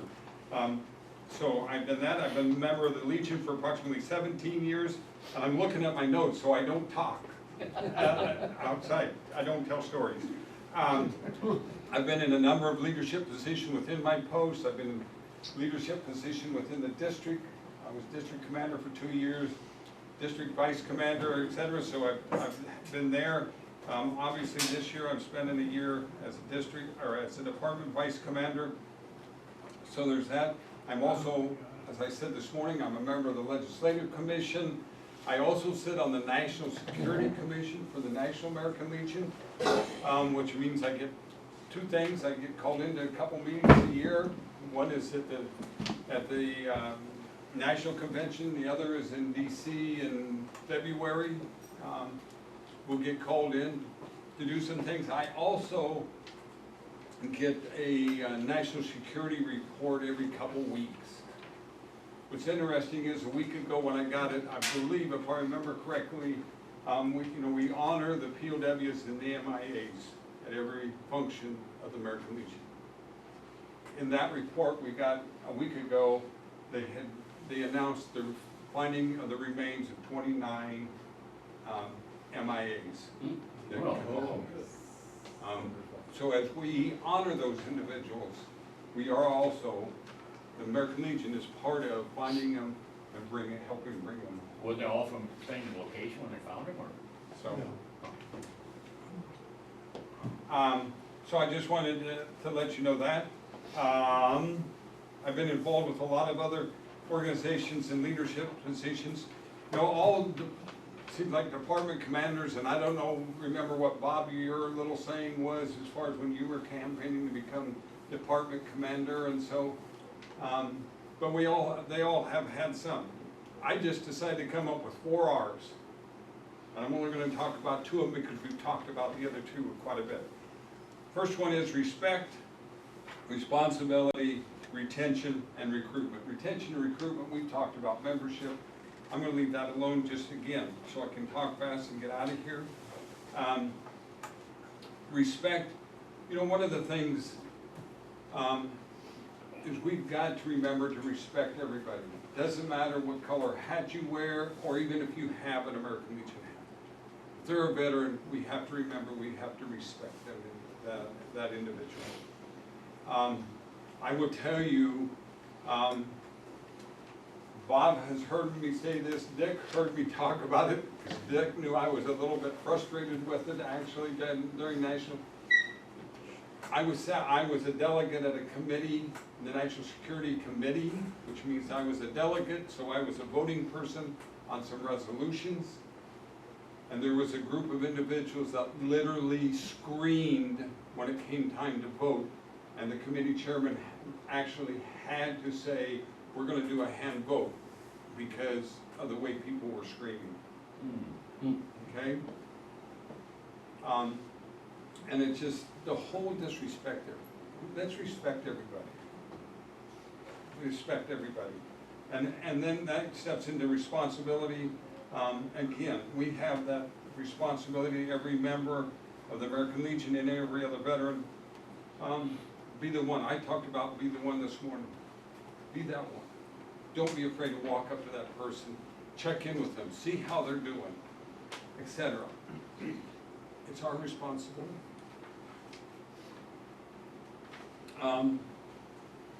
Do buddy checks, those things.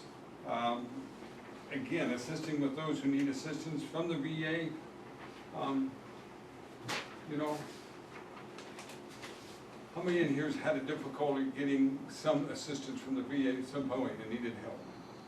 Yeah, there's several. Okay. So, you know, that's, you know, we need to make sure that those types of things happen. So here's, you know, so I'm gonna really, just really quit talking, but I want to finish with this. And that is simply this.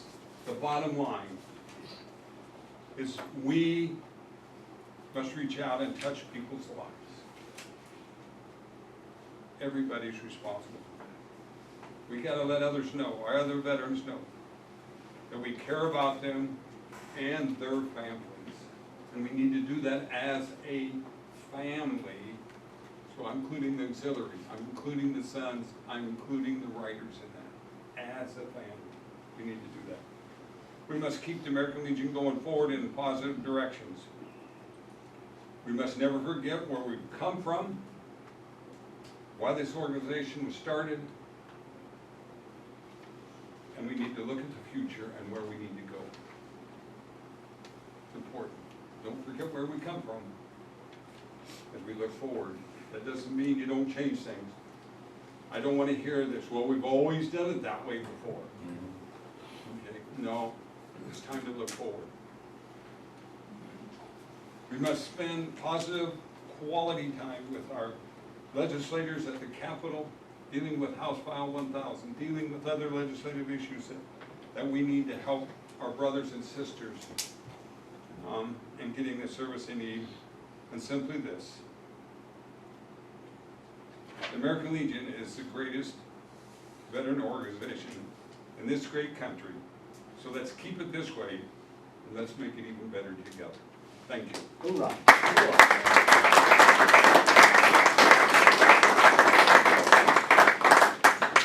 Those were some nice inspiring words, thank you.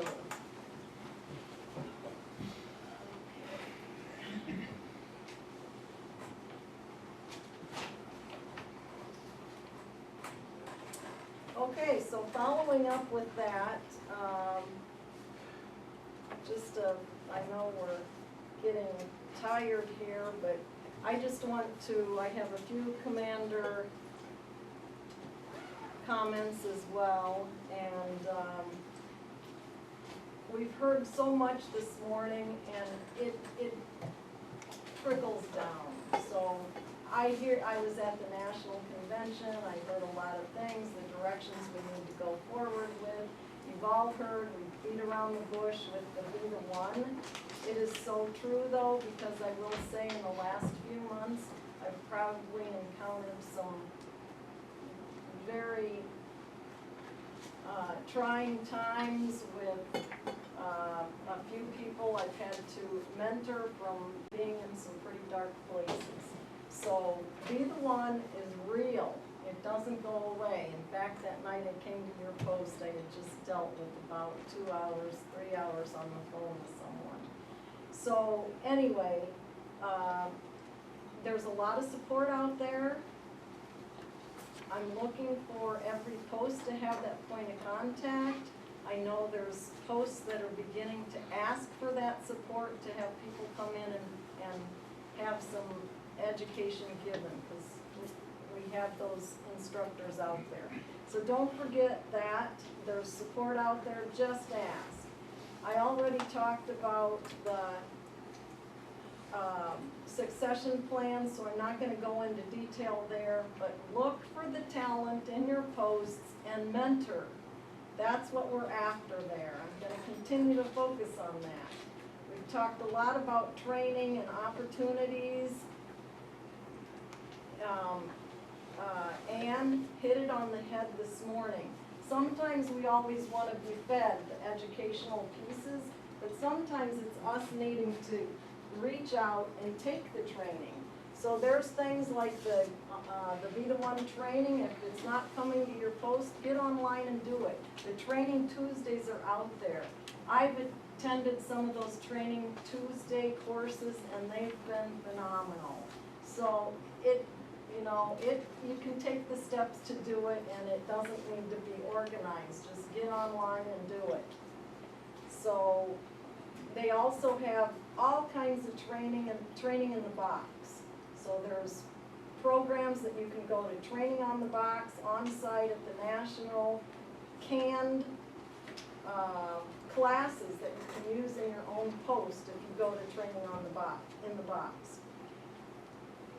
And last, we've heard a little bit about this too, but I totally am impressed by some of these special edition reports that come out. And for some of you, if you've been watching, I mentioned this at the caucus about the impact reports. I thought I had a few up here. Yes, I do. So I mentioned in July, you're going to hear more about the impact reports. They are phenomenal. If anybody watches these things, that's where we get our purpose and need to pick our passion, because those reports are showing what is going on throughout the American Legion, and it is phenomenal. I had to step out this morning to handle something when Caleb was talking, and I don't know if he used the number for, the $2 billion amount in veterans benefits. Yeah, you do. The $2 billion, and so there's a variety of those things that if you look at the impact reports, it gives you all kinds of ideas that actually inspire. So begin to challenge yourself by asking your own individual question, what is your impact? Individually, you're contributing. Figure out what your impact is going to be, and whether it's that 250 challenge, but there's a lot of little things in here that you can do and accumulate. And when we accumulate that, we're going to incorporate ourselves into the National Commander's quest for better together. So we know we have the one bite of the elephant, he's having the big elephant. So again, to me, the impact report's phenomenal. We can contribute to it, but it's inspiring. With that, I want to kind of move on here. So one last thing that didn't come up, I've sent out some messages to the commanders. Department's asking me to send it out again. They have 1 day left for the pop-up online apparel store. You can get online and look at that and order some shirts. It's an auxiliary, actually, initiative, I think. And then I want you to be sure and don't overlook midwinter, because that's where some of this training comes in, if you like hands-on training. So with that, I'm going to open it up to see if there's any further business to come before the conference. And I know some of you have brought a few things forward. Yes, if you would like. Commander, if I may. Yes. We have heard a handful of times throughout the day about retention, okay? I noticed at the end of my first term as commander that we were losing, my post was losing about the same number of folks that we were recruiting and transferring in. Veterans joined the Legion for a reason. Are we giving them sufficient reason to remain? Pursuant to that, I formed a retention committee at my post, okay? So once a month, approximately 2 weeks after our membership meeting, I email the membership, let them know what we've done since that time. I let them know in the second paragraph what's coming up before the next meeting. And in the third paragraph, I am soliciting suggestions. Do you have a program, an activity, something that you think that a Legion post ought to be doing, something you want to see happen? Either get back to me in this email or bring it up at new business at the next meeting. And we'll make sure you got what you need to get it done. And if anybody, I've already given you my email if you want to discuss it with me any further. To date, okay, I have not gotten any suggestions, I've not heard anything. But I'm putting it out there so that they can tell me what's important to them, and we'll keep them. Thank you, Commander. Yes, thank you.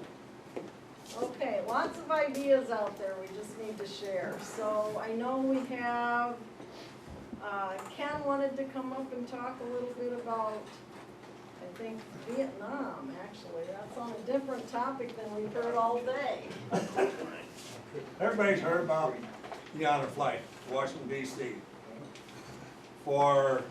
There's another flight with a 12-day turnaround. It's returntovietnam.org. It's for in-country Vietnam veterans.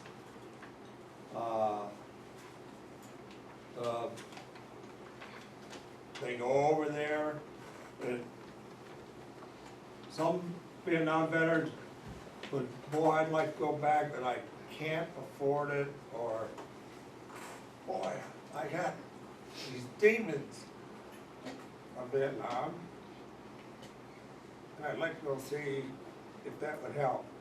Well, this Vietnam, returntovietnam.org, runs like, from what I have seen so far, toward like the honor flight. No cost, and it's out of Cooper, Florida. But the website is returntovietnam.org for anybody that would like to check in on it. It's something that I heard after I came back from the honor flight there this spring. I managed to get it wrote down before I forgot about it. So it's for any in-country Vietnam veteran who would like to maybe go back and see what the country looks like now compared to what it was when they were there. That's all. Yes. Ken, you were at post 137 at our last meeting up in Dyersville. Yes. I looked in on that website, and it looked to me like they were mainly gearing towards the Vietnam veteran with PTSD or whatever that's called, the people that are really struggling. So if they have one flight going back to Vietnam, that should have been filled 10 times, but it don't even have one flight filled yet, correct? I have. Okay, I don't mean to put you on the spot, Ken, don't get me wrong. But was I right in assuming that it was for, or mainly geared towards, the Vietnam veterans that are really struggling from their experience? Not as far as I know. Oh, okay, I read it wrong. I didn't think that. If you look all the way down on it, they have the address for down in Florida Yep. there. There's an email address, it's info@returntovietnam.org. And from what I gathered, Info what? there would no doubt be, transportation costs that the individual veteran would have to pay to get to the departure point. Yes, that But probably, the trip to Vietnam is paid for, just like an honor flight. so, You just gotta get point A to point B to get Yep. yes, down to Florida. so, that's, I just happened to catch it on the radio one day, when I was working, and I hurried up, wrote the address down, and, I thought, if it just helps one veteran, Yep. that's all it takes, so, Okay, thank you. that's all I have. Thank you. Okay, and I think Don Drack wanted to say a few words. I really want to talk to mostly the guys in Scott County, but I want you to know something. I put on a festival every year, it's called the Patriot River Fest. I donate money to Scott County for veterans organizations. I actually gave money to this facility and a couple other facilities around town. Part of that is dealing with the city of LeClaire and getting permission to hold that festival down there on the levee. Every year, it's gotten worse. This year, we're gonna have it in LeClaire, but it's the last year, it's moving to Davenport. In negotiations with that, the Freedom Rock come up. Now, I know all of you know about the Freedom Rock in Scott County. It's in LeClaire. Right. Not a lot of people are happy about it, especially now LeClaire. Why? Mike Wolf wants to build a band shelter on the south end of the levee in LeClaire, and they want to move that Freedom Rock out of there to put it in. My contention is, if I'm gonna fundraise to move that Freedom Rock, I'll put the damn thing where I want to put it, and where the Scott County Legion wants it, because my commander was in the same meeting I was in with the city of LeClaire, complaining about the way they treated that Freedom Rock, i.e. pressure washed the hell out of it. Excuse my French. When they pressure washed it, they took all the names off of it. Yeah. So I've been down there laying on my stomach painting these names back in. Well, the city's just giving me such a hard time, and now they want to move it. My idea is to move it to Davenport, or even right here to this facility, because they don't want it, it's in their way, they're getting pissy about it, we'll move it. I'll fundraise and move it to Davenport. Yes, sir. When I was there, I was with the DFW and also American Legion, and there was both state officials there, Scott County officials and state officials there. And when they did this, they put LeClaire on TV, this dock is gonna stay right here, it's not gonna go. And they signed something, if I'm right, they signed No, something they in didn't. Scott County. I was and on they the approved original- it, and they said the rock would not be moved. Now, I was on the original committee that brought that there. It was Okay. actually my idea to put it in that spot, okay, okay? They never signed anything like that, but they Okay. stated that if it wanted to be, if we wanted somebody to take care of it, or Yeah. if we wanted to put a structure over it, or Right. anything like that, right, we would have to fundraise, right, okay? I created the 501c3 Patriot River yeah, Fest, you did, and we're putting money into that to try to, my original plan was to build a shelter over it, then put flood walls up so that it wouldn't get flooded and they Yeah. wouldn't pressure wash it again. The exact quote from the city planner was, "I don't think the city council will approve a permanent structure in a flood zone." So why did they approve it when it's there? I don't know. Because that was the main thing back then. I That was agree, the main thing. 100%. And I'm so mad about it, I can't even I hardly talk. understand. But There was a big ceremony, I mean. there was, mayor back yeah, then- when it was first brought up, there was a whole bunch of hullabaloo about it. Oh, yeah. And Leclerc demanded that they keep it and all this Yeah. other, and now they don't want it. So, I wanna know what the people of Scott, so take it back to all of your Legion meeting halls and posts. I wanna know what Scott County wants done with that Freedom Rock. Actually, to tell you honest truth, the Veterans Memorial, downtown, I mean, at the base of Marquette, Yep. that'd be perfect for it. Oh, they got a nice big hill there on the left Yes. side as you go down there. Get a hold of Bill Churchill, Oh, I've already talked to him. or about that, about the Yes. rock, Yes. and what do you say? Bring it. Then do it, I mean, then that, do it. what I wanna know though, for sure, is what does the membership of Scott County want? Not what do I want, not what does Joe Blow want, or the city of Leclerc wants. I wanna know what they want because that's Scott County's rock, period. Well, the Memorial Park, Memorial Park, excuse me, may I? Since I've been working, helping with American Legion, 26. Yeah. Since I've been helping part of that, that Memorial Field is not just for Davenport, it's for every member Exactly. of the community of Scott County and beyond. Right. I just got done, my wife and I just got done putting, five bricks. My two brothers, my dad, her husband and me, down there in a row. That is all veterans. It's not for Davenport, it's not for Bluegrass, it's for Scott County and all around vicinity. Right. So if you guys want to preserve that, that'd be a perfect place for it. Yes, Because, Okay. because you do have places for it, yes, sir.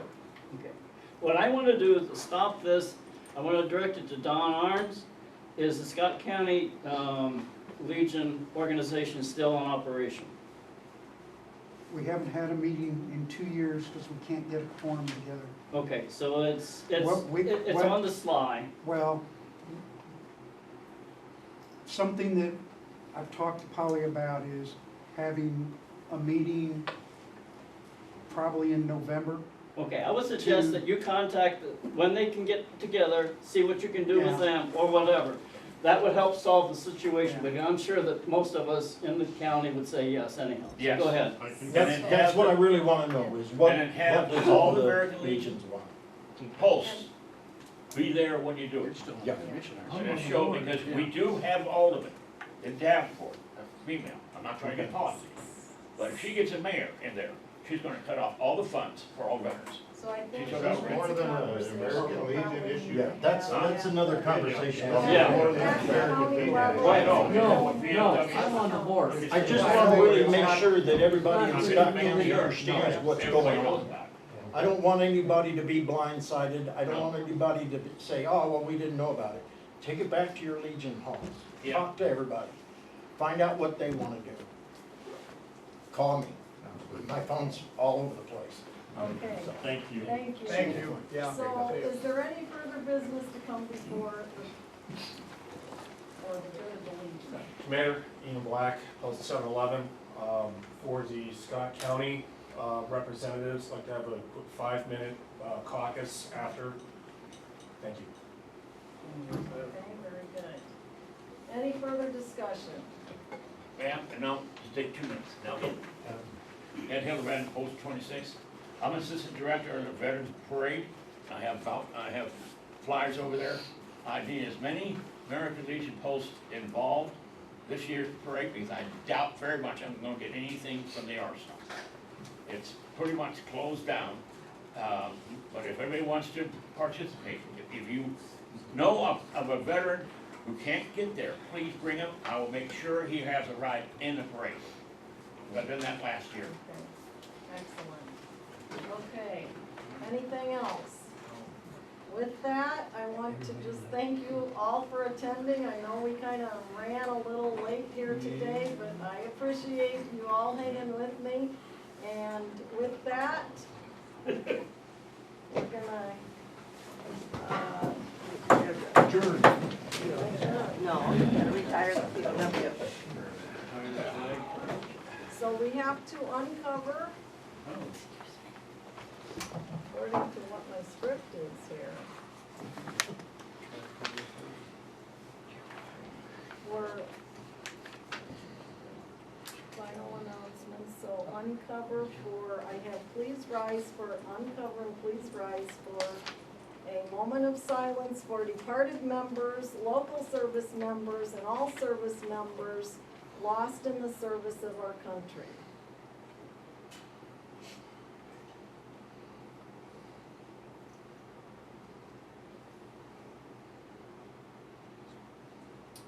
Will the Sergeant at Arms John Pitlow retire the POW MIA chair?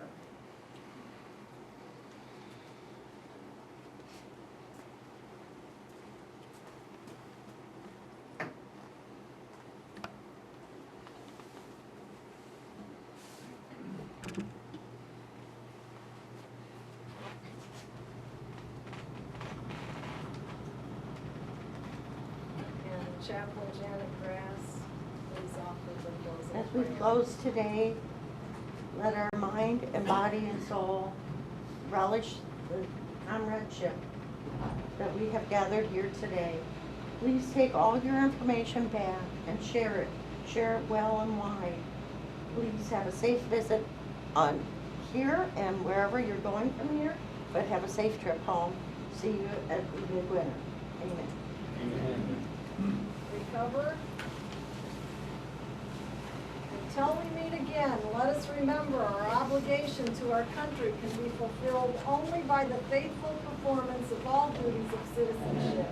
Let service to the community, state, and nation be ever a main objective of the American Legion and its members.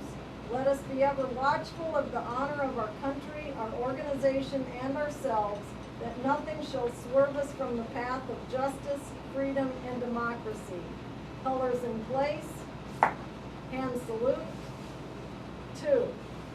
I now declare the 2025 Fall Conference of the 2nd District adjourned. Yahoo!